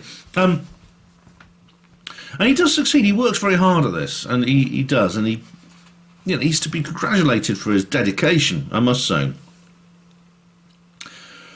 I don't know if it actually, when I look at the Nightcrawler videos, you know, the Nightcrawler, the little white leg-like things that go across someone's garden. I was in Fresno. I've got a friend who lives in Fresno. I wonder if she's heard of them. Apparently, though, I mean, see, in my view, it doesn't really recreate that effect, I must say. But as I said to him earlier, there are questions that need to be answered regarding that video. Where's the original file? That's very important. If ever you take a photo of something weird, right, for goodness sake, keep the original. Keep the original, because, I mean, even though it won't convince people that you haven't faked it, it will help. It will help. It makes it more difficult to fake, and even though you won't convince everyone, you may convince some people who would otherwise dismiss what you say, what you've recorded as fake, what you photographed as fake. So keep the original file. Now, the original file for the Fresno little pairs of trousers, or whatever they are, that never been located. The guy who published them, he just doesn't seem to know where they are. Does that remind you of the Apollo program? Where's the original Apollo tapes? No, it's a screen over. Someone's just filming a screen. That's why the timestamp is wrong. And he said, we're looking at folklore becoming live, which is really interesting. This is folklore forming in life. I mean, to be honest, he's got a point, because,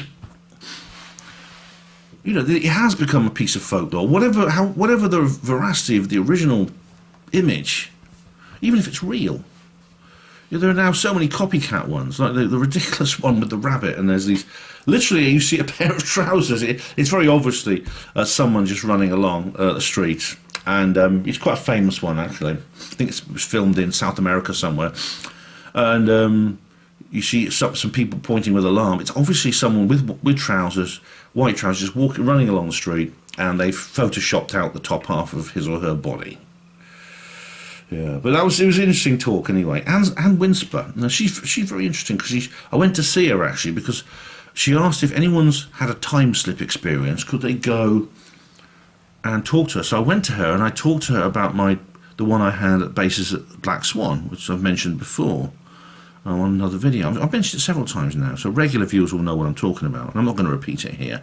But I mentioned it to her, and we ended up having a long discussion with Dr. Paul Rogers, who's the guy, he didn't remember me, but he's the guy I had a debate with in 2011 about coincidence. Are ghosts all in the mind, Anne asks. And she talks about evidence from animals that cats stare into space and things like that. And there's this idea that, you know, some animals like cats and dogs can see ghosts where humans can't. She thinks it's more to do with their enhanced senses. And indeed, for example, dogs and cats, their hearing and their eyesight, and especially their smell. The smell is incredibly much better, but generally their senses are far better than ours. And I can attest to this. I mean, I walk dogs as part of my job.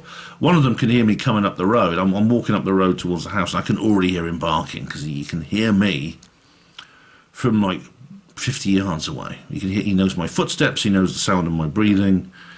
And it could be that when a cat stares at the wall, it's actually staring at maybe, cats can also see outside the visible spectrum in terms of the electromagnetic spectrum. It may be seeing a very, very small insect that's only really visible from that distance in infrared or ultraviolet, and indeed it may be hearing something, maybe a rat or something crawling in on the other side of the wall. You know, that's why cats stare at things. However, one thing she doesn't mention the work by Dr. Rupert Sheldrake about dog perception and possible dogs' extrasensory perception. She mentions that she mentions the runaway horses in London. Do you remember those horses that got away? They were part of a military parade, and these horses bolted. I did an article about this on her Panmo Voice when it happened. It was really amazing because people thought it was like the apocalypse, because apparently one of them was a black horse, one was white, one was kind of grey, which you could say was a pale horse, and the red horse was actually one of the white horses, but it was injured. It had blood on itself, and some people said, well, that's like the red horse in the Four Horsemen of the Apocalypse. Now, the apocalypse hasn't happened yet, but it just was quite remarkable. And I was quite worried when this happened, because you remember the stag of Merseyside? Do you remember the white stag? That this became quite an issue in the alternative community, because the white stag is very symbolic in Celtic and Anglo-Saxon folklore. The white stag is kind of like a sacred animal. So it's something. It has strong sort of indigenous pagan roots of the British people. And when this happened, this stag was loose running around the streets of Bootle and Merseyside. The RSPCA said, "Oh, if you leave it alone, it'll eventually find its way back out of town." Well, the police, of course, didn't. The police, of course, went and shot it, didn't they? And this appeared to be there was something very symbolic about this tragedy. And I was worried that they might shoot these horses. They may say, well, these horses are a threat to public safety, so let's just shoot them. And this seems to be the way things are done. But luckily, the horses calmed down eventually. They were recaptured. They were returned to their stables. They were returned safely to their stables at the Household Cavalry Barracks, the barracks in Kensington, where the horses of the Household Division are kept, and they was treated by a vet, and apparently they're on the road to recovery. And the riders, a couple of the riders fell off, but apparently they're not badly hurt, so all's well that ends well. Apparently Anne did her PhD in EVP, which is interesting, electronic voice phenomenon, and I gather she's a very harsh critic of Don Phillips, but I don't know much about that, but maybe I shall ask her. And then Deborah Hyde, you mentioned Deborah Hyde, she's very nice looking, I must say, and she's very eloquent, very well spoken lady, quite posh voice, obviously intelligent, very knowledgeable, 100% skepper. She's one of the most extreme skeppers I know. And she says clearly at some point, I mean, she gets a bit MBA at times, because she said at one point, she often repeats the point, I don't believe in the afterlife. She repeats that several times, which indicates a kind of MBA instinct there, which she's using. But this time she talks about the Croglin Grange vampire. Now this is a strange story of a vampire at a church in Cumbria. And there's all kinds of stories about it. It's very similar to Christian Lander in a way, because she's talking about she's kind of talking about the rise of various elements of it that change over time, creating folklore. She mentioned Montague Summers, who's an investigator, Valentine Dial. Now he was an actor who apparently did a play about it and things like that. John Fraser is this sort of young Scottish guy who talks about, he's done something about mistakes in ghost hunting, and he talks about this place called Sandwood Bay Cottage, which apparently was haunted, and how he went there when he was a young researcher for the SPR. He's very senior in the SPR. He's written a book, of course, and he grew up on the Usborne Book of Ghosts, like I did. Which means I must have had an interest at a young age, actually, because I had the Usborne Book of Ghosts and UFOs, and I read them over and over and over again. So even when I was like really young, I was really into this sort of thing, long before Hapanwo. And he talks about mermaids. He said apparently there was a mermaid in the area. This is on the northwest coast of Scotland. I thought it was interesting because I'm very familiar with a story called the Benbecula mermaid. Now this happened in over 200 years ago now, in the around about 1820, in the Western Isles of Scotland, an island called Benbecula, which is an island in the Outer Hebrides.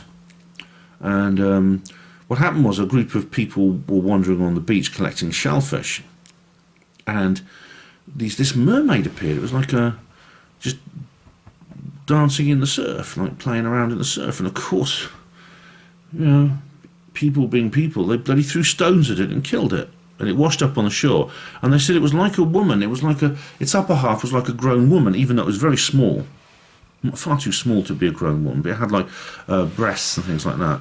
Its lower half was like that of a salmon, so it's a classic kind of mermaid shape. And they buried it somewhere on the island. I mean, if that grave could be discovered, that would be quite something, wouldn't it? But it was sad they had to kill it. I mean, you know, I wouldn't. That's really horrible. Apparently, he's a member of the Liberal Democrats Youth. He was in the Liberal Democrats Youth and campaigned against Brexit. So, well, nobody's perfect. Right, Dr. Kate Sherrill. Now, she talked about celebrity seances. Now, apparently, I'm familiar with this because they always had a lot of the British tabloids sometimes publish psychic messages from celebrities, and the most common one is Elvis Presley. Someone's always channeling him because he is dead. Unfortunately, he is dead.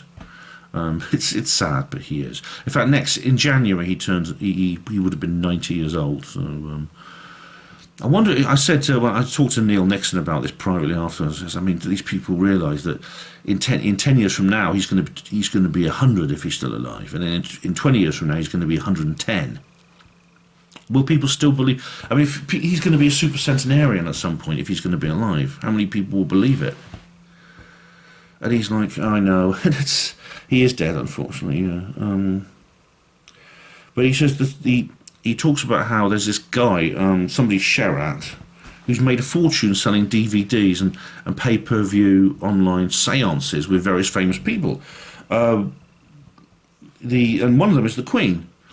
When the Queen song, the Queen Elizabeth, not Queen's song, Queen Elizabeth died, literally not long after old pervy Hugh did his little broadcast about the Queen being dead. You know, there was YouTube videos going up of channelers saying, "I've got her here, Her Majesty the Queen. I've got her. You know, she's coming through. She's coming through. She wants everyone to be happy for her. Don't feel guilty. You know, or she was sorry she had to go, and things like that." Of course, the thing about the ghost of celebrities, of course, there's a very famous song about the ghost of Elvis, which is Mark Cohn's "Walking in Memphis," which is it's a beautiful song, though. Actually, that has a lovely piano riff in it. Quite a famous song, "Walking in Memphis." It's kind of like a gospel song. It's really lovely, but it's about that. And he thinks, Kate thinks it's something to do with what she calls parasocial relationships. This is sometimes called the superfan phenomenon. And this is actually very true, because there are people like who of course, in the age of celebrity worship, there are people who have got it into their heads that they have some kind of relationship with a celebrity they're a fan of, especially in the age of social media, and that they kind of like they have some kind of interpersonal relationship with this person when they don't, and this can be quite bad in some cases. It can lead to like obsessive behaviour, like in the song "Stan" by Eminem, which of course is a tragic ballad about a guy who kills himself and his partner and unborn child over the whole thing. But you might get someone who really worships a celebrity, a rock star or something, and then they like one of their tweets, or they may give a brief reply to their email, and then they say, right, we're friends now. And this person is watching it. He's obviously following me, even though they're not actually indicated as following you on Twitter or friends on Facebook. They're now reading every one of your social media posts. They're watching every YouTube video you put up. I thought they're retweet, they're sort of like anonymously retweeting you, things like this, which of course is not true. And she believes, and she believes, Kate Cheryl believes that this is really where this whole celebrity seance thing comes from. Starcast Productions is called by this Mr. Sherratt, and he got in the mediums. Now this is the to channel Princess Diana, and these are the Hamilton Parkers. You may be familiar with the Hamilton Parkers. They're like a celebrity couple, a celebrity sort of medium couple, and apparently, and they also channeled John Lennon. And apparently, if you do this pay-per-view thing, it's quite expensive. You get to hear the new John Lennon song, which he channeled from the Afterlife, probably created with an AI app. And then there was and it's an interesting discussion. Although I think she doesn't seem to be sceptical, because I spoke to her later, and she actually talked about her own experience of being in a haunted house. But this is something that she quite rightly calls out as, really exploitative nonsense. The panel discussion, this was where they were all sitting there, including a couple of others which haven't spoken yet. And I can't read my notes. Oh, French used to be a believer. Now this is interesting, because he said, did anyone ever, what's this say here? Panel discussion. Everyone ever used to believe. French used to be a believer, apparently, when he was a teenager. He used to read all the magazines and books. And he became a skeptic. But he says he's less skeptic now. Yeah, oh, right. And Paul Rogers said, I wish I could read my notes. I can't read what Paul Rogers says here, I'm sorry. Oh, someone asked a woke question. Are vampires, some pink-haired person in the audience says, are vampires, how did you put it? Are vampires symbolic of, like, traditional gender roles, helpless women and predatory men and things like this? And the panel gave various answers, and one of them said, Bram Stoker was a suppressed homosexual, and this really made my toes curl, because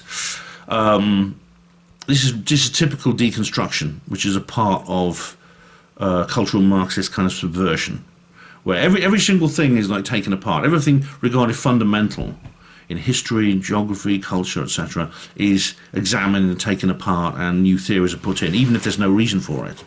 Bram Stoker, was he a suppressed homosexual? I don't care about his personal life. Oh, anyway,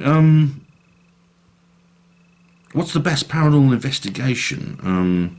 And they asked French. They asked French what he thought was the most convincing piece of evidence if he wasn't quite as extreme a skeptic, and he said children's past lives. And French, of course, appears in a documentary about children's past lives, which I made a kind of funny. It was called Chris French MBA Gold, and so I made a kind of comedy video about him a long time ago, which he saw the funny side of, I should point out. And he also talks about Ed Mandel. Now, Ed Mandel was a guy, I don't imagine he's still alive. He's this old guy years ago who used to paint pictures of his dreams, and these appeared to be future events. He seemed to predict future events. And funny thing, unfortunately, the original documentary is not there. You can't get it anywhere. You can get clips of it, but the full documentary I can't find anywhere about Edward Mandel. It's called The Man Who Paints the Future. If you could find the full documentary somewhere, please let me know, because all I can find is a bunch of clips.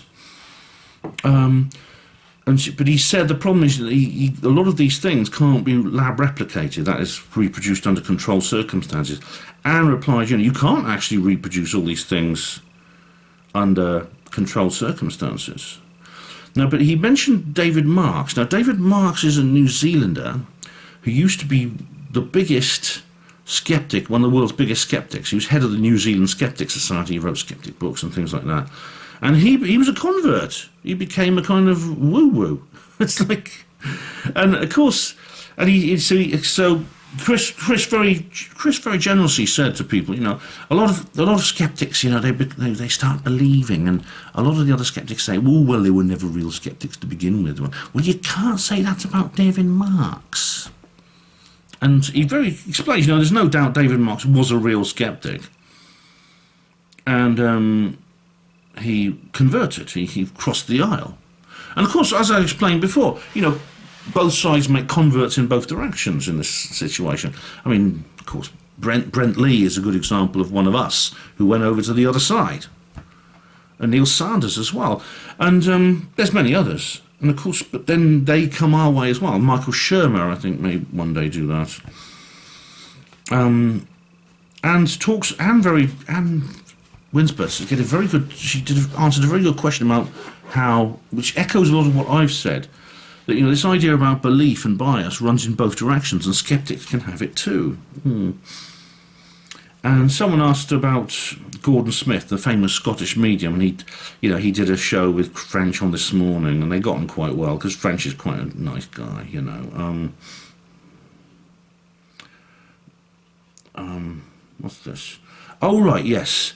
My friend Rhiannon asked a very good question about how the interesting thing about the paranormal is it seems to encompass all other subjects. It's like whenever you bring up the paranormal, it's going to affect scientists. For example, sociologists will say it's something to do with society, folklorists will say it's something to do with culture, various types of science, various branches of science will have an explanation for it, etc., etc. I thought it was very interesting what she said, and it started a good discussion. And it's really, I think she did, you know, Diana's quite a quiet person, you know, she never appears on camera, but I thought it was quite a good, that was a very, very good address, and it started a good discussion among the panel. She says maybe there's some things we're not meant to know, you know, maybe we're not meant to know there's an afterlife, because if we did, you might have well, she didn't actually say it, but I was thinking of the Discovery, which I brought up before, which seems to be some kind of skeptic fantasy about if they ever prove the afterlife. You know, there might be a cover-up.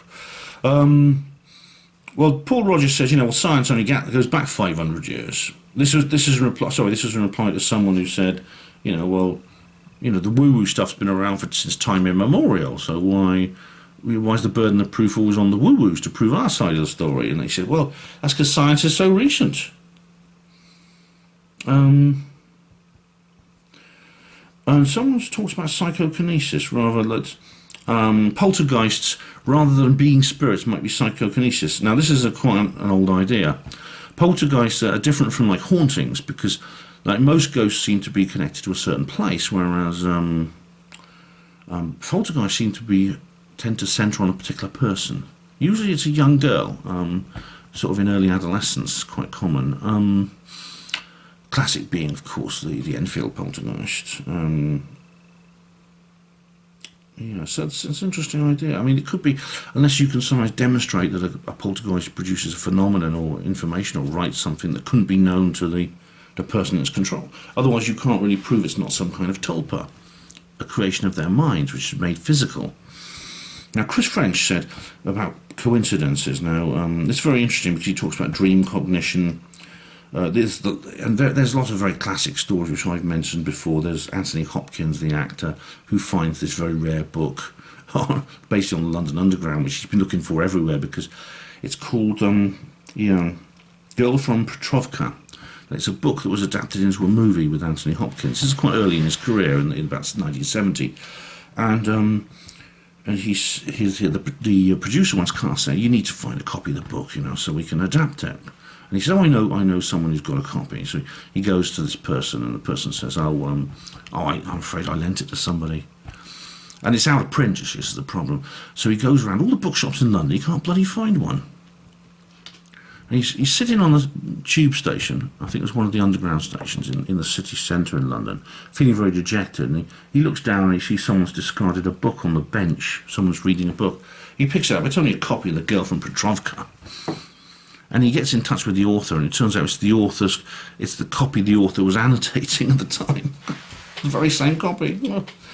There's other examples, you know. There's the JFK Lincoln thing, you know.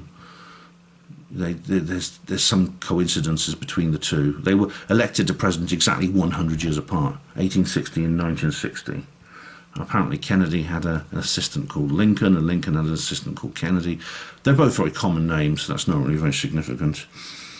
John Wilkes Booth was. He shot him in a theatre and fled to a warehouse.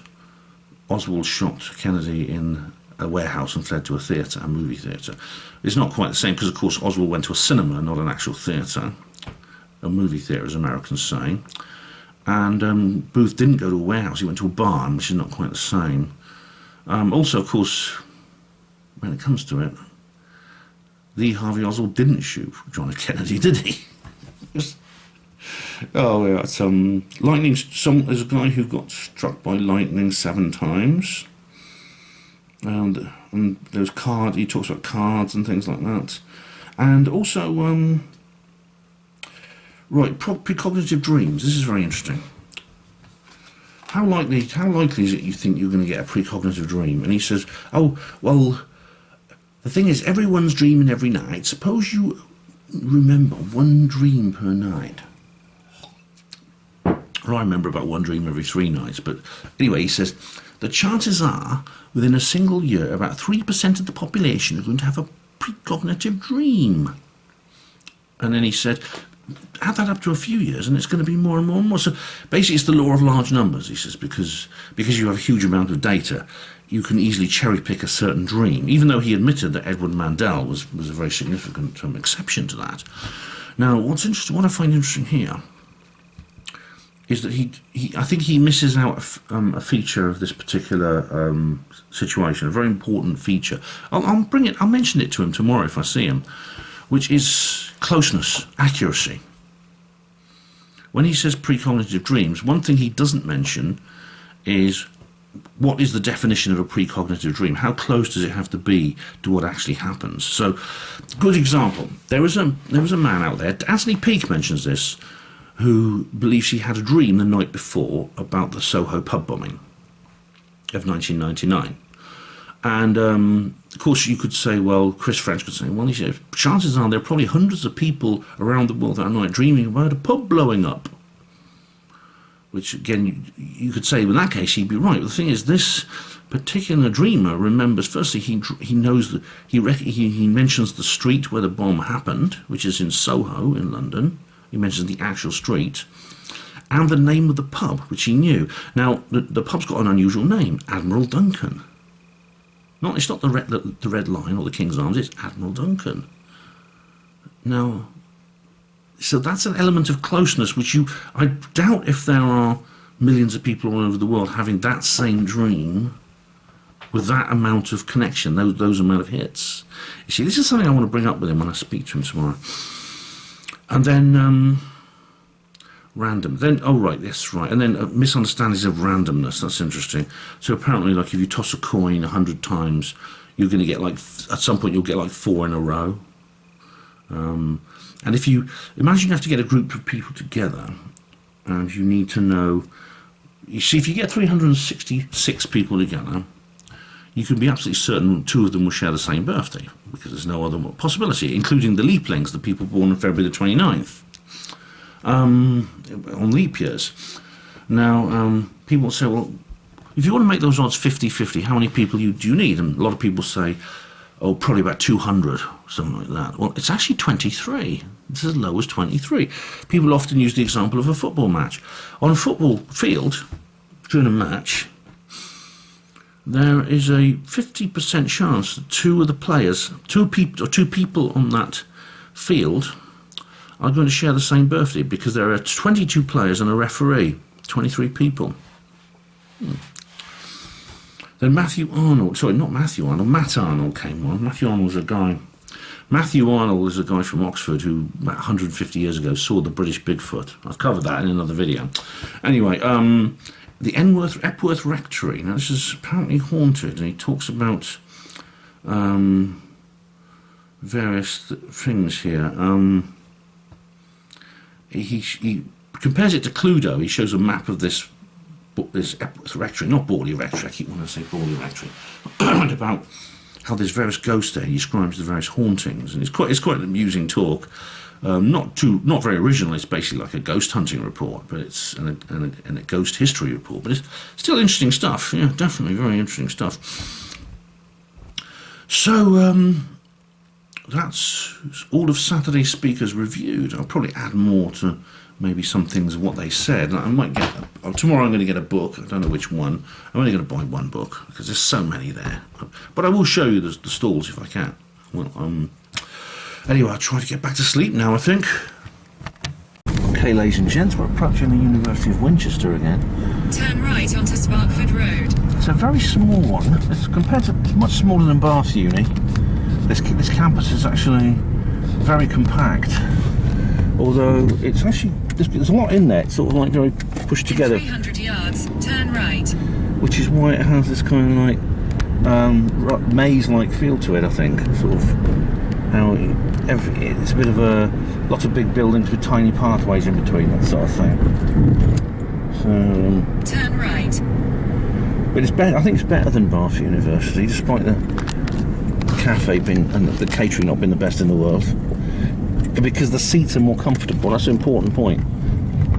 Sitting all day your destination will be on the right. in those lecture theatres where you can't stretch your legs out because they've got like big desks in front of you. That was really arduous in Bath, I found. I think a lot of other people did. A lot of the people who attend these events are a lot older than me, and some of them have disabilities. I mean, I saw a lady using a mobility scooter yesterday. Oh yeah. Anyway, here we are, guys, back again for day 2. The final day, and this is the quiet before. This is the calm before the storm. Everyone's settling down. It's all quiet as people prepare their thoughts and minds for the day ahead. There may be some people who weren't here yesterday, and of course, there's some people who only came for yesterday, like Neil. But yeah. I don't know which speaker I'm looking. I know there's a couple of speakers I'm looking forward to the most, but we'll see how it goes. Mark Holbrook just did his talk in here. It was very interesting. Now the lady who talks about black dogs, unfortunately, is not here, which is a shame. I was looking forward to hearing about the black dogs. So we're going to skip the black dogs, but Lionel Fanthorpe is here. I'll try and get a shot of him. He's surrounded by his groupies at the moment, so I can't actually see him. They're all queuing for his autograph and everything. But there he is. There's the famous godfather of paranormal research himself. He's here. Don't you remember 40 and TV? I've got the DVDs of that. That's absolutely classic, that is. So yeah, he's an absolute amazing chap. Yes, he's a real charismatic, really nice, charismatic, and like knowledgeable bloke. He really is. There he goes. He's going to do a little talk next, I think. God knows how old he is. I mean, he was like 60-something when he did 40 and TV, and that was like 30 years ago. So, God knows how old he is now. But he's still sort of walking, and you know, he still looks quite fit. So, look forward to hearing from him, hearing what he has to say. The Lionel is in place, yes. Was he a Church of England vicar, motorbike enthusiast, black belt karate fighter, member of Mensa, the High IQ Society. Amazing energy he's got, really incredible. Or we could have some questions. Which would you like to do? Who's in favour of questions? Who would like to ask? Right. As there are no hands up, I will assume that you would like me to tell you some other mysteries. Right, well, one of the strange double mysteries that we came across, we went up to Nova Scotia. And the sun has come out and it's shining down on Winchester, and all the people are wandering up the stairs like pilgrims to go get their cashless coffee. That was amazing what I just witnessed, because like Lionel he's the most incredible raconteur I've ever known. And he's like, I don't know how old he is.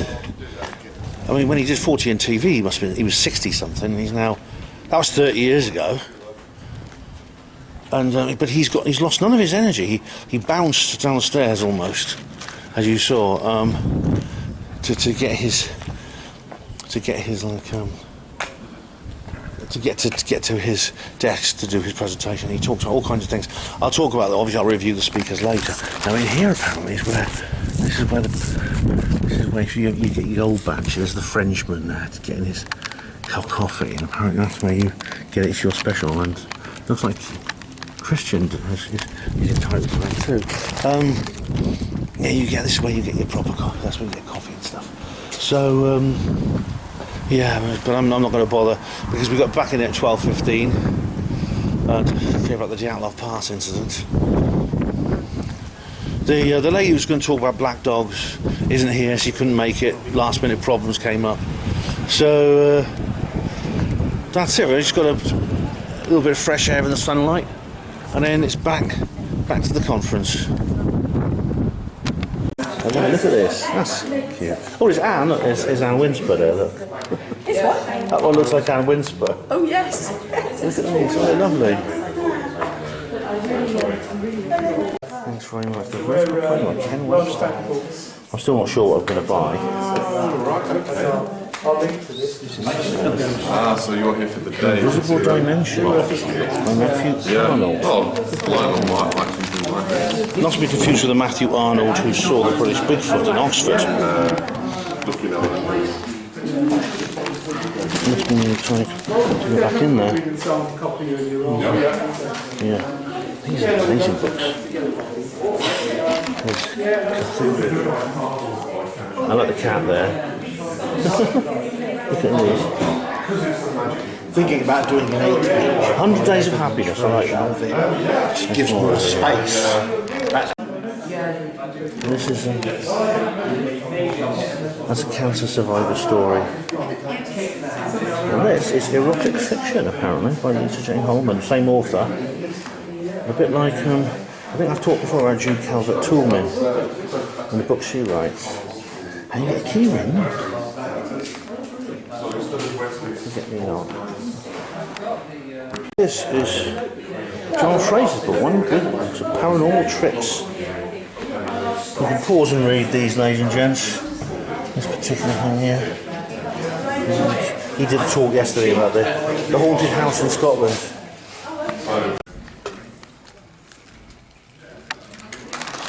Yeah.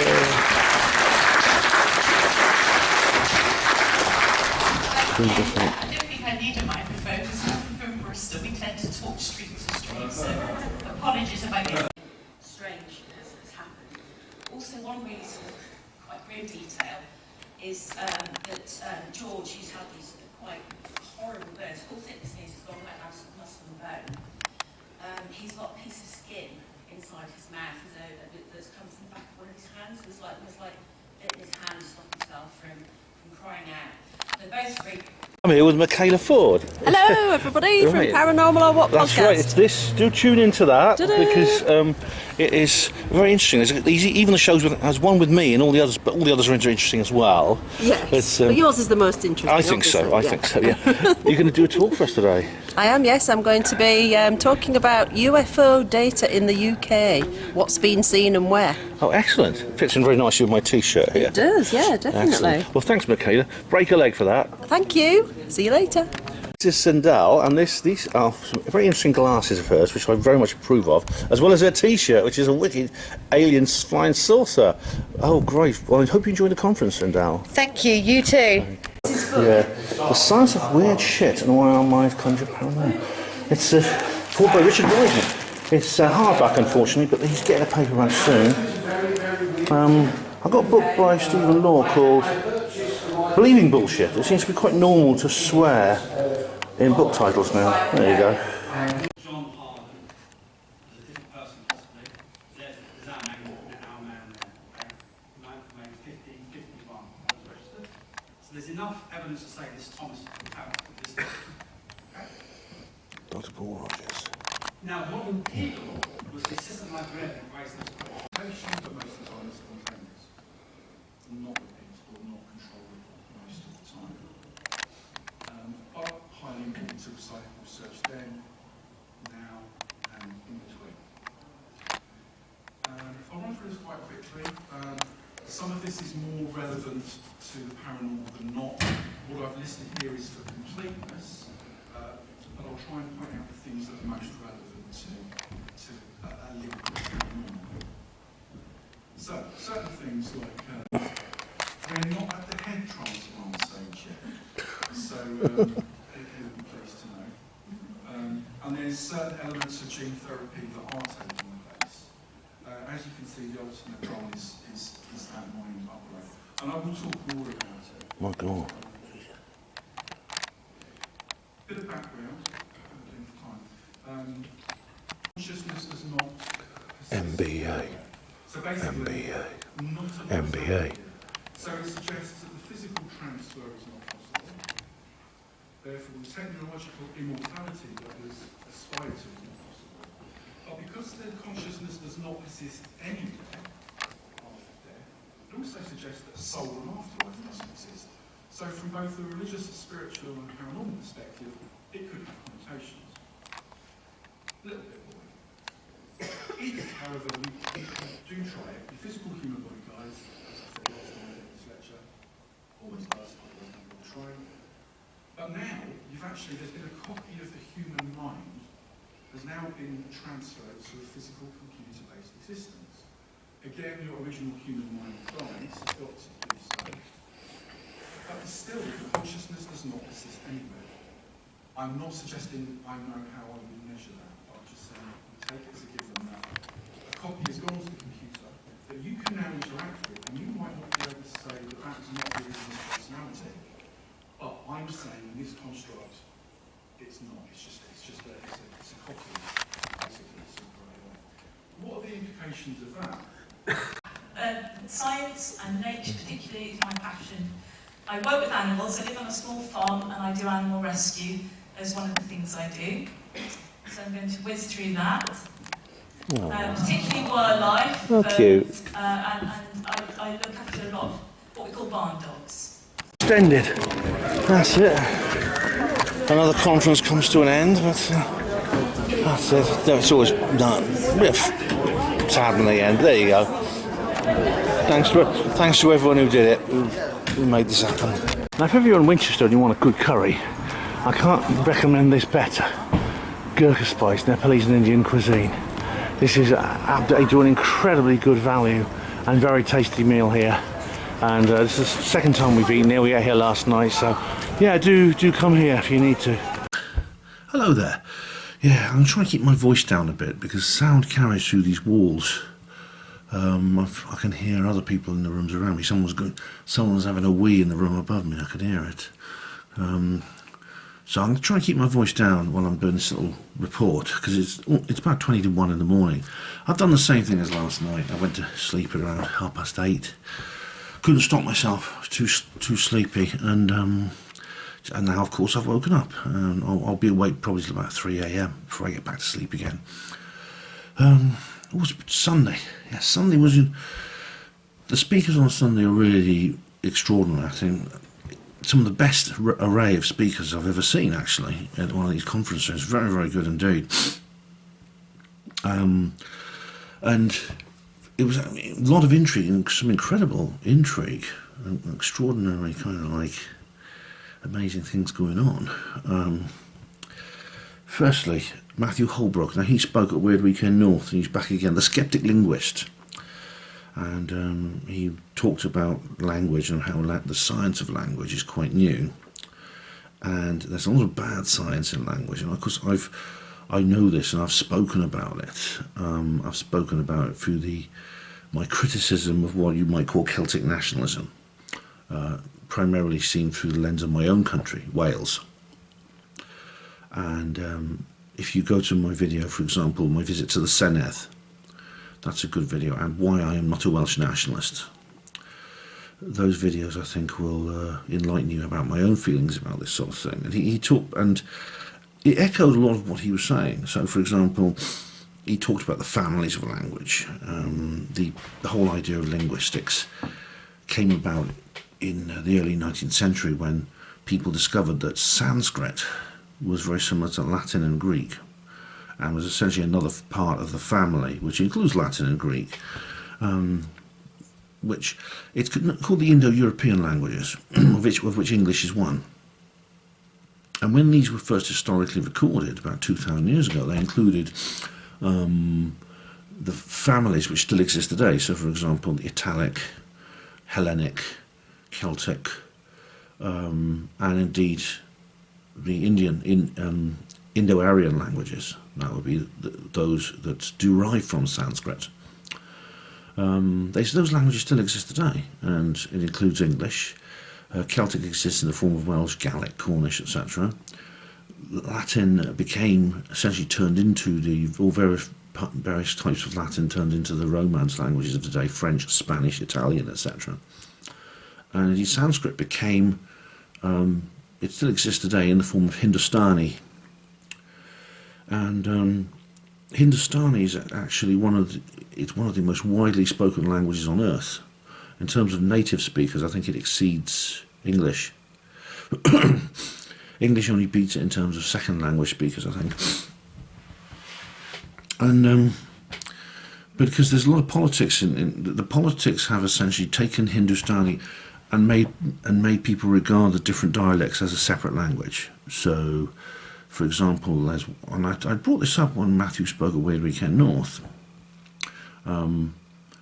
Hindustani speakers can all have conversations with each other, but they can't read each other's writing necessarily, because in Pakistan they call that language Urdu, and the dialects of that region are called Urdu collectively, and are written with the Persian script, a variant of the Persian script. The variants in India are known as Hindi, and are written with the scripts they use in that country. But the languages essentially the dialects are mutually intelligible as far as I know. I know certainly there's probably more difference between the different dialects within the regions where these languages have these names than between each other. And you've got other examples as well. There's Serbo-Croatian, for example. You heard of Serbian and Croatian.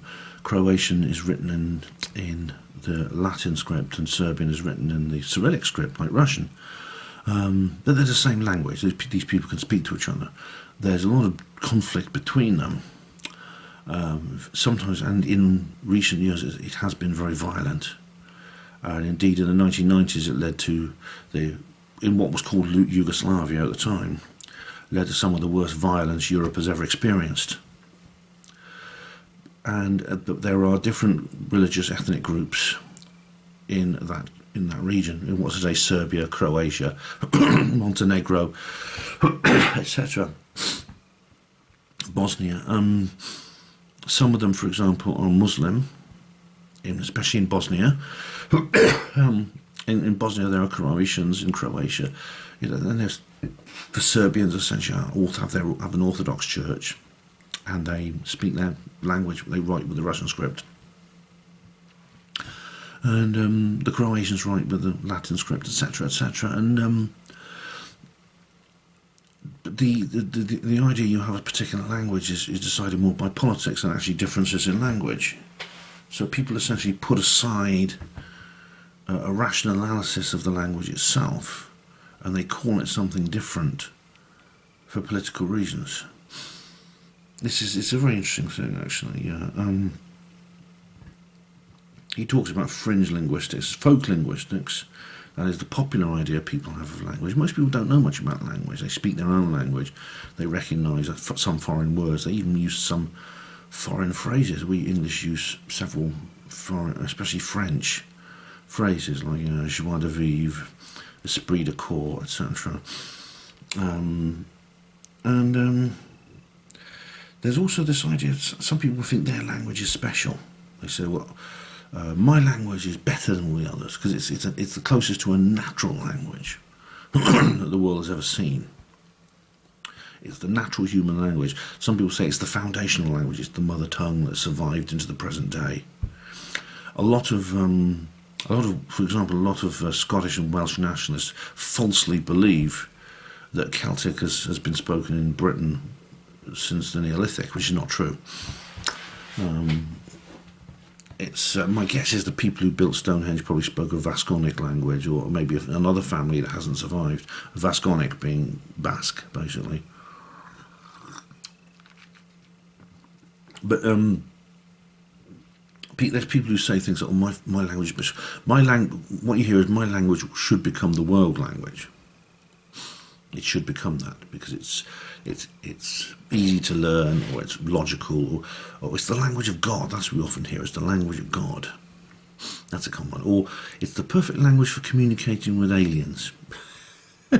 Some of the SETI enthusiasts say this. We should send the messages in my language, which is just. This is bizarre. I mean, how can you possibly know what the best language is for communicating with aliens? That's so ignorant. And I'm very pleased to see actually that Holbrook actually mentions the film Arrival, which is the best alien invasion film that's ever been made. It's I mean, alien invasion films vary in terms of technical quality and intellectual content. There's some really bad ones. This scores highly on both axes, and it's essentially about language. The main character is a linguist who's brought in by the government to analyse or try to communicate with some aliens that have landed. And she has to go inside this spacecraft and try and communicate with these heptapods, they're called, these aliens. Very good indeed.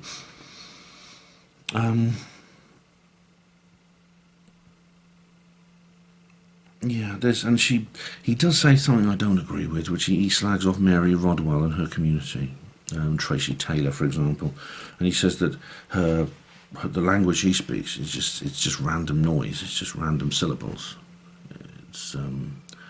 And he has a bit of a go at her, which is unfair, I think, because I know I never met Tracy, but I know her friends and family, and she's for real. What she experiences is real. Whatever that language is, whatever she does, it's based on real ET contact. Interesting stuff, interesting stuff. Matthew Holbrook actually was at the London Fortean Society I went to a few weeks ago, where Brent Lee was. If you read her Panmo voice, you'll know all about that. Now, then old Lionel came on. I showed you him bouncing down the stairs at the age of 96 or whatever it is. And what a character that man is. He said he was a bad schoolboy, and good for him, because if he didn't find a lesson interesting, he used to go to the library and read. Because he's got a very high IQ. He's a member of Mensa, and he had some strange experiences. He tells you stories like he was in the catacombs of Rome, and he saw this big tall thing. It's like it has like covered in a big white conical thing with two eyes, holes in this conical covering. It's like the Ku Klux Klan or something, and it was really tall, 7 feet tall, and it grabbed his shoulders. And he talked about these. His friend, a science teacher at his school's called Bill, and he died, and he had a communication with Bill, and Bill gave him a message for one of his friends, which was just so precise. It was obviously designed to prove that was him. And he's been to Oak Island. I don't know if you know Oak Island, the legend of Oak Island. I haven't talked about it in much detail, but it's a small island off the coast of Canada, there's all kinds of legends associated with it, like it's got buried treasure on it, or aliens have created an underground civilization, all kinds of things. He's been to Oak Island, and he actually explored some of them, like the shaft, the tunnel, and things like that. It's very, very interesting. I don't have time to tell you it in detail, but and you also mentioned Princess Alice. There's the ghost of Princess Alice at Caerphilly Castle. Yeah, very interesting. Yeah, he's a wonderful raconteur, is Lionel. Fantastic individual. I really got to know. I sort of had a really good conversation with him at the Bufora conference. I ended up interviewing him for her Panmo show. So if you listen to her Panmo radio, you can listen to my interview with Lionel.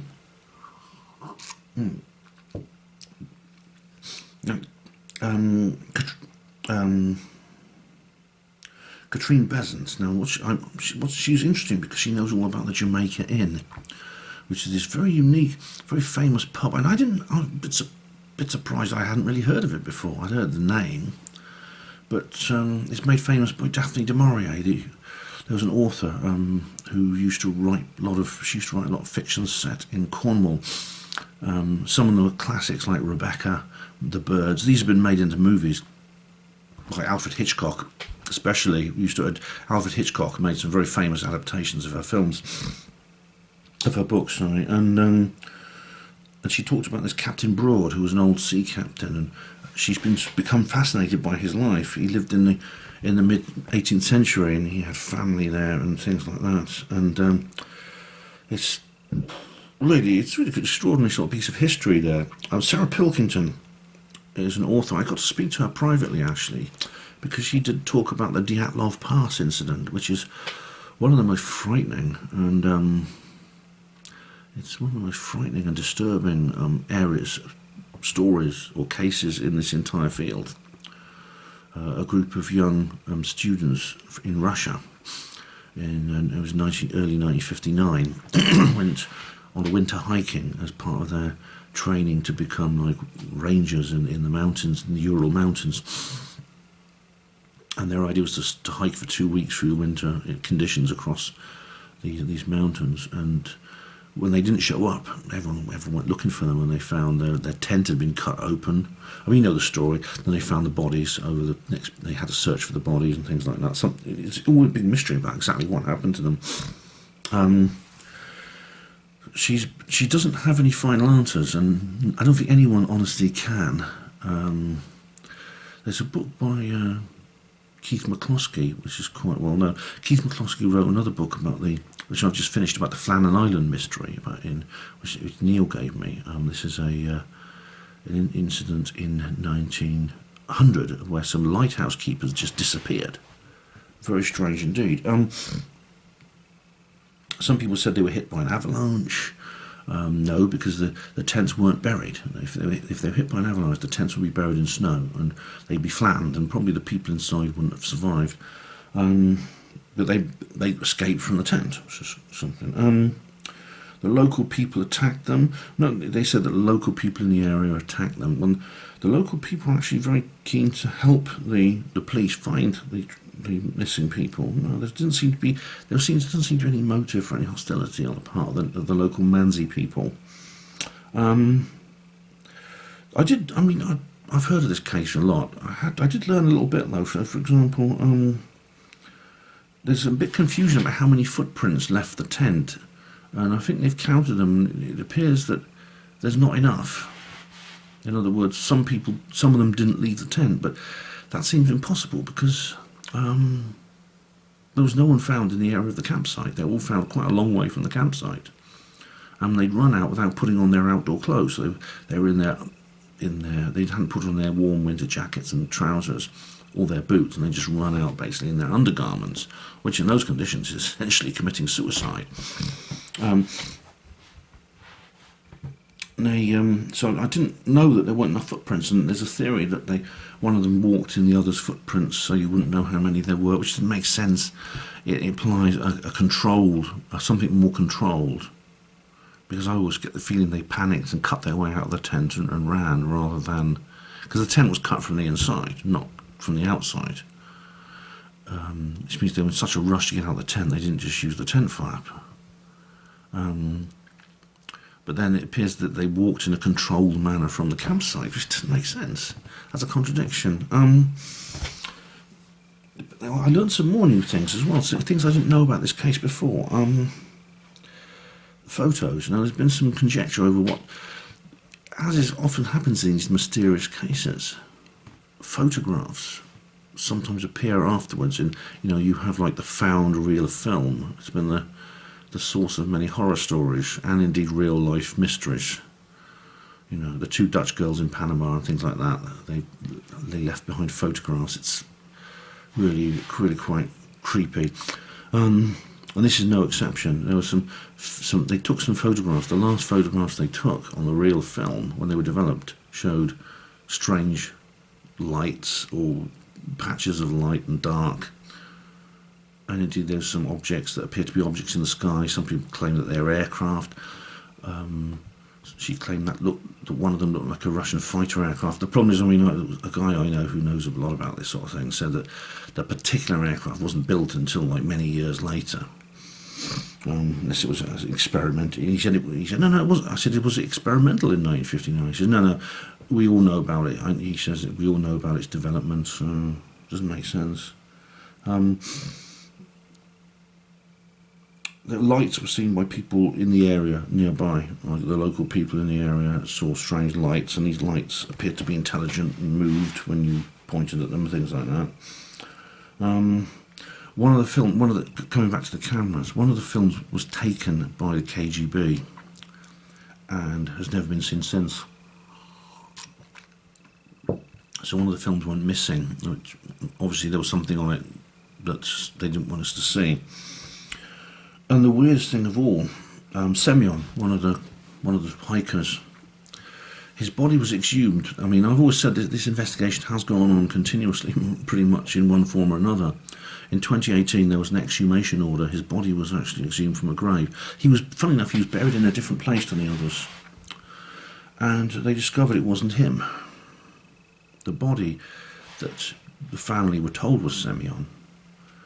And that the families never viewed any of the bodies because the bodies were in such bad condition that was the excuse given anyway. The caskets were sealed and things like that. But the body of Semyon, no one knows where is it, because the body that's in the grave is not him. Very weird. Now, Dr. Paul Rogers then did a speech along with this lady Debbie, who was sort of in the audience, but she was helping him out.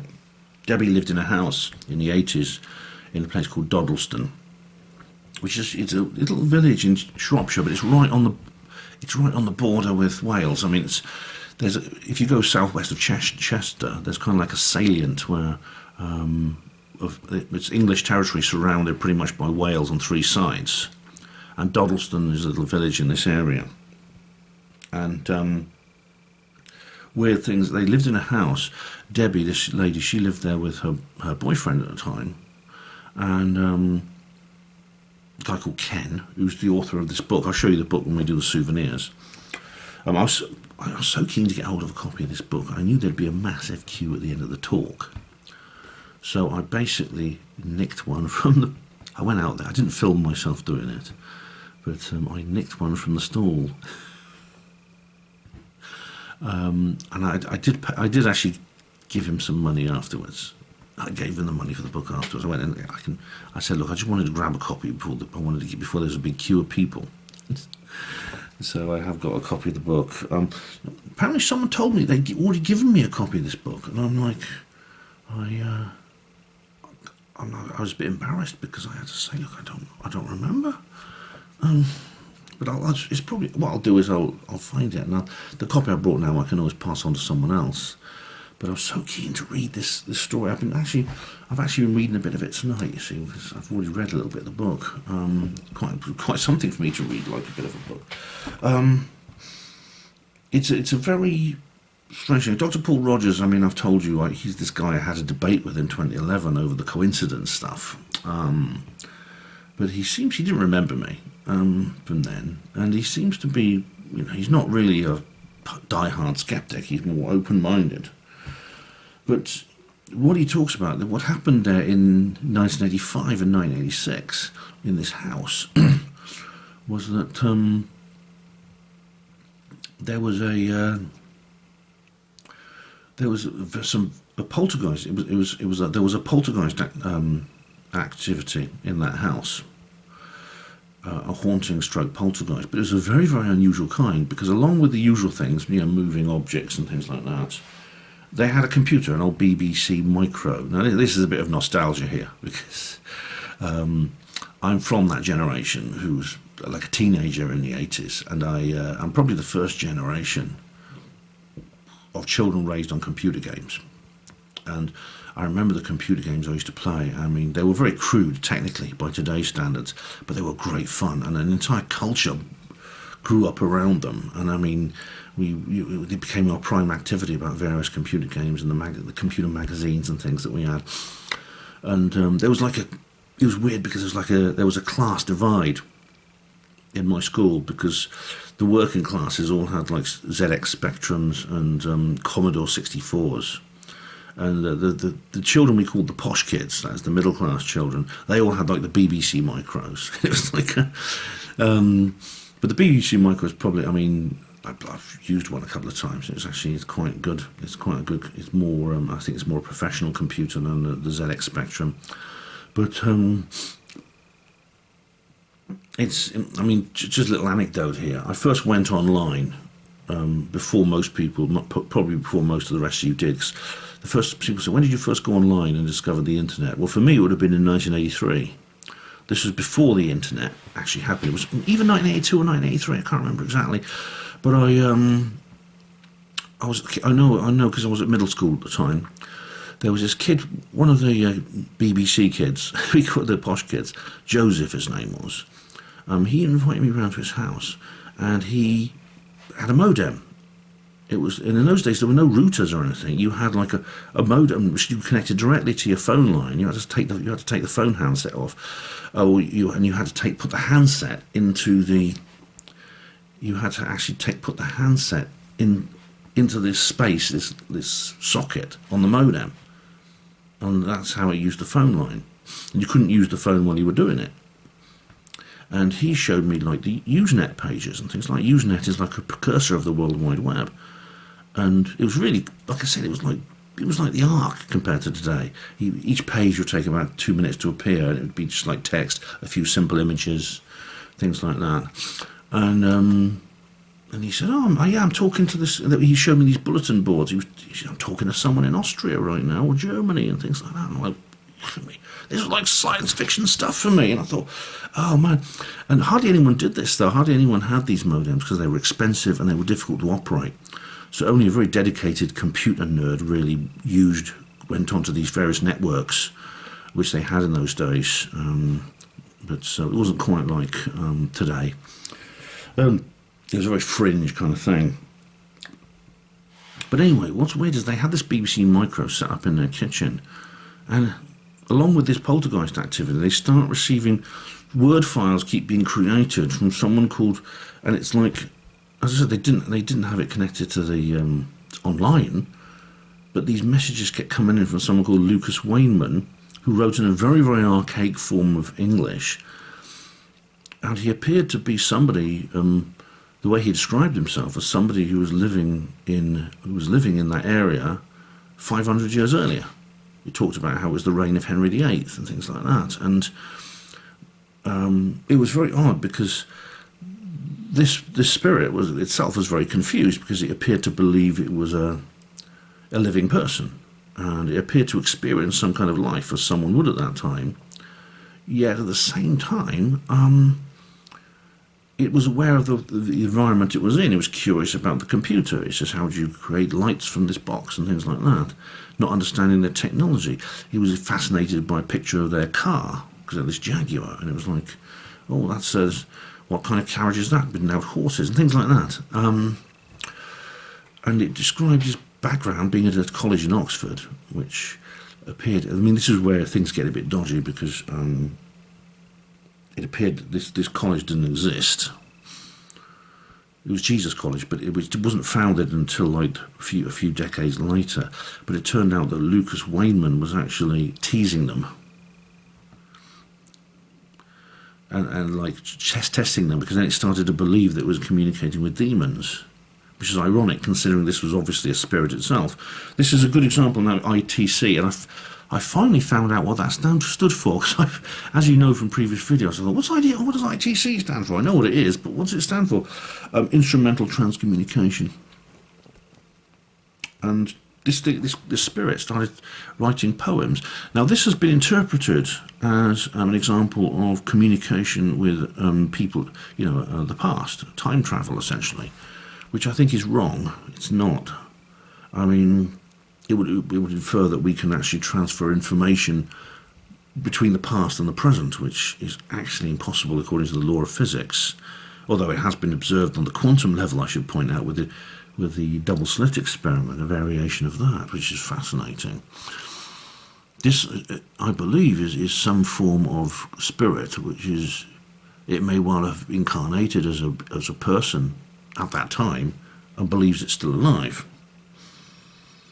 It's very, very interesting. I've got the book, like I said, I'll show you the book in the souvenirs.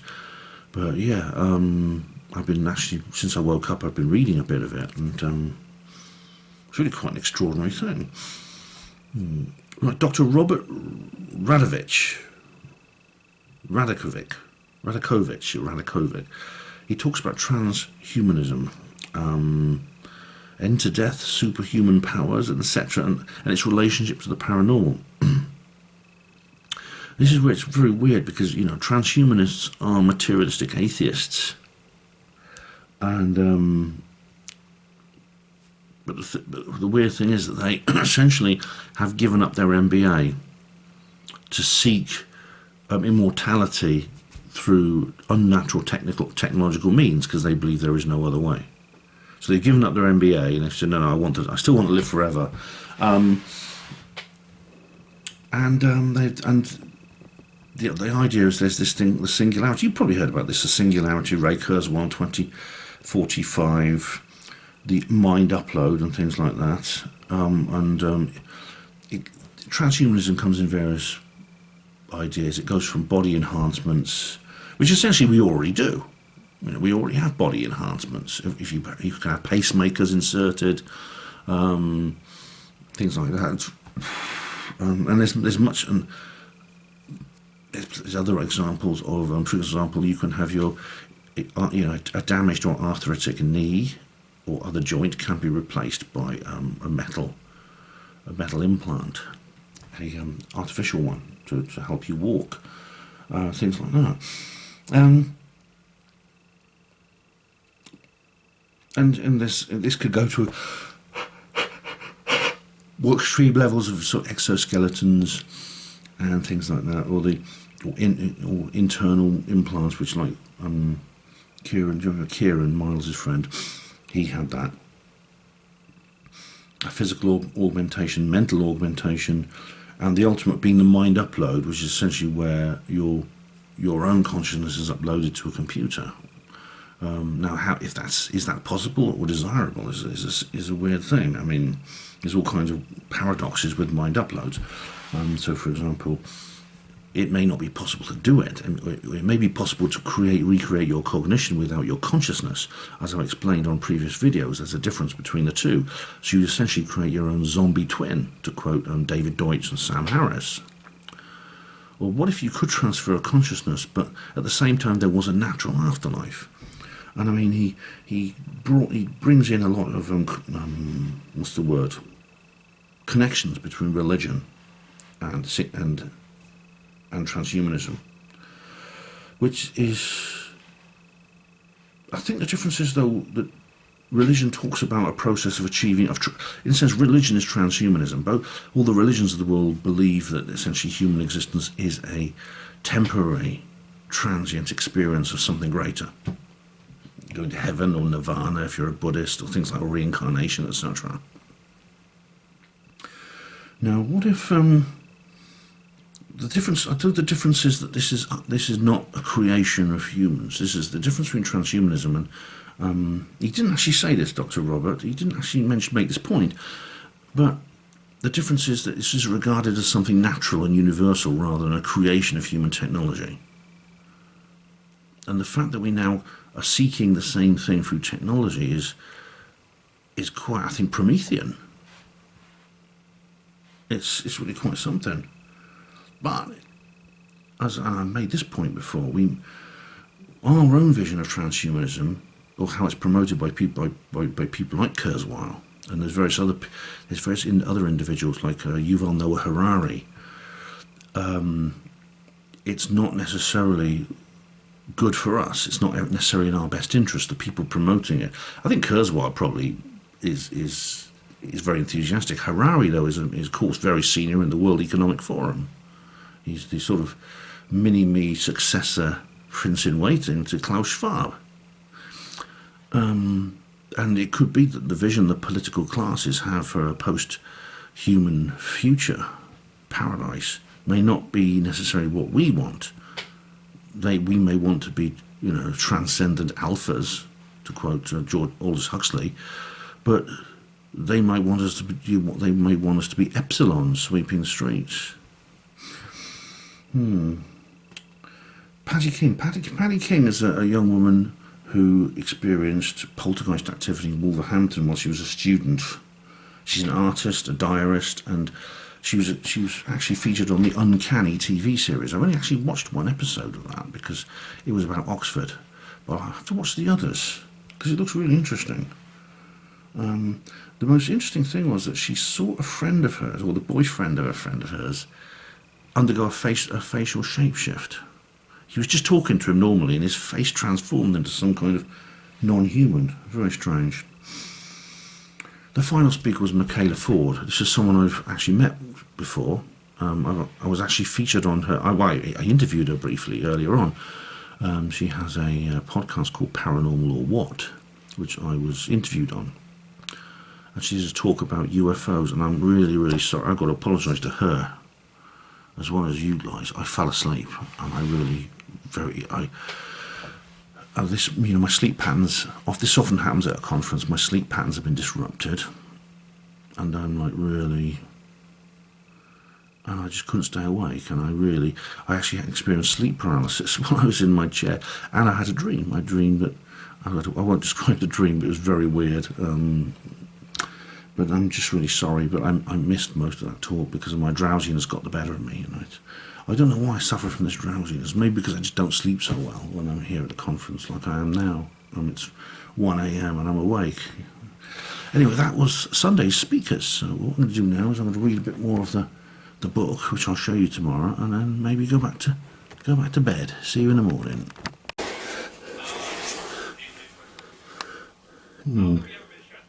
It's a bit of a grey morning on this Monday morning. It's 2nd of September.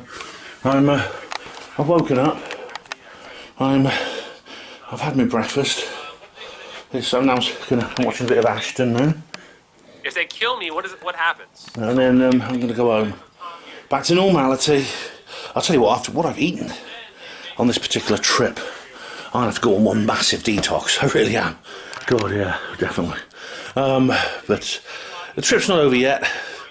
I'm not going to rush. I've got no work today, so I can take my time. It's actually quite a short trip to Oxford from Winchester. I could technically have gone home yesterday evening. I just wasn't sure if there was going to be some big party or something. I might want to go to it, so I stayed the extra night. Rhiannon and Michael have gone home. They got home late last night, so they texted me, let them know they were safe.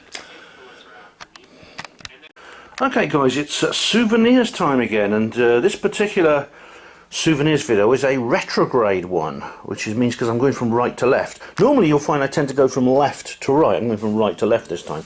So we begin with my name badge. These people accepted me and gave me a name based on my name. There we are. I'll keep that. I'll keep that for next time. This is the book Vertical Plane.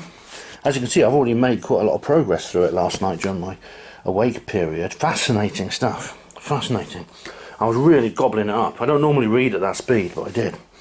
This is my other book, Annie Jacobson's Area 51. I've made a bit of progress, about 100 pages or so, since I was on the plane to Contact. That's my notebook. I've still got my Truth Seeker notebook. Remember that from Truth Seekers Northeast? That is a toothbrush. It's my toothbrush. Now this is a box which I had to keep some pills in. I just had a few vitamin supplements from a shop I got. Yeah. A moisturising cream. That's very important because I do get dry skin an awful lot. Now, FT, yes, I've got 4 FTs given to me by Rhiannon. She hands them down to me when she's finished reading them, which is very good of her. Look at all these, yeah, they're wicked, brilliant stuff. That'll keep me quiet for a while.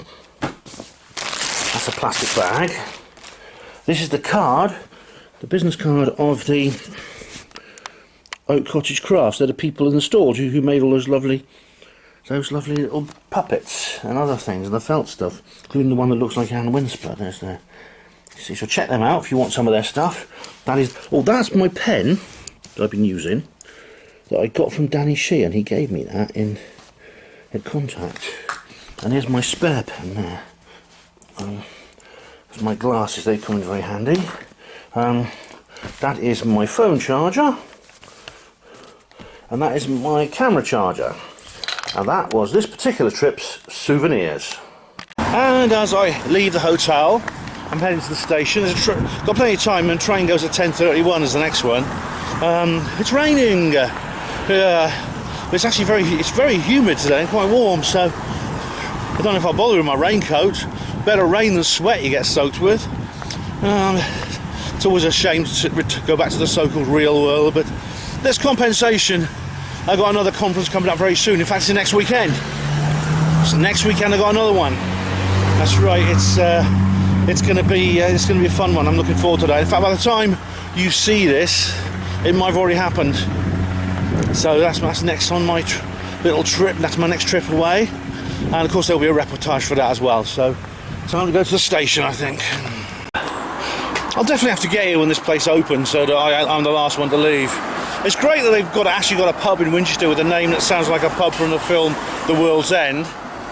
But it's just so great. I do want more people who have the means and ability to buy up these old pubs, refurbish them and reopen them, because these are cornerstones of our culture. We've seen the effects of not having a gathering place, and the government now want to ban smoking in pub gardens. I mean, good old Nigel, you know, he's been going around every pub he can, just lighting up in the garden. It's like, whatever you think of Farage, you know, he does things a lot that I do like. So we must fight this. And I'm a non-smoker. I'm a lifelong non-smoker. But we got to have the right to choose whether to smoke or not be told we can't. Alright guys, I made it back. I'm at Oxford Station again, where I started from. Been a good weekend, been fun, great people, hanging out with some people who've got the similar interests. I'm not sort of like bonded to the ASSAP and its community as much as I am to like the bases hardcore UFO conspiratorial community, but I still like those people. Still nice to see them, still nice to talk to them, and I hope I'll go back to see them again very soon.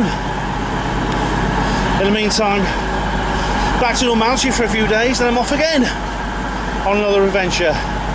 Hope you'll join me for that one. In the meantime, thank you for watching Hapanwo TV. Hospital Porters, pride and dignity. Stop the New World Order.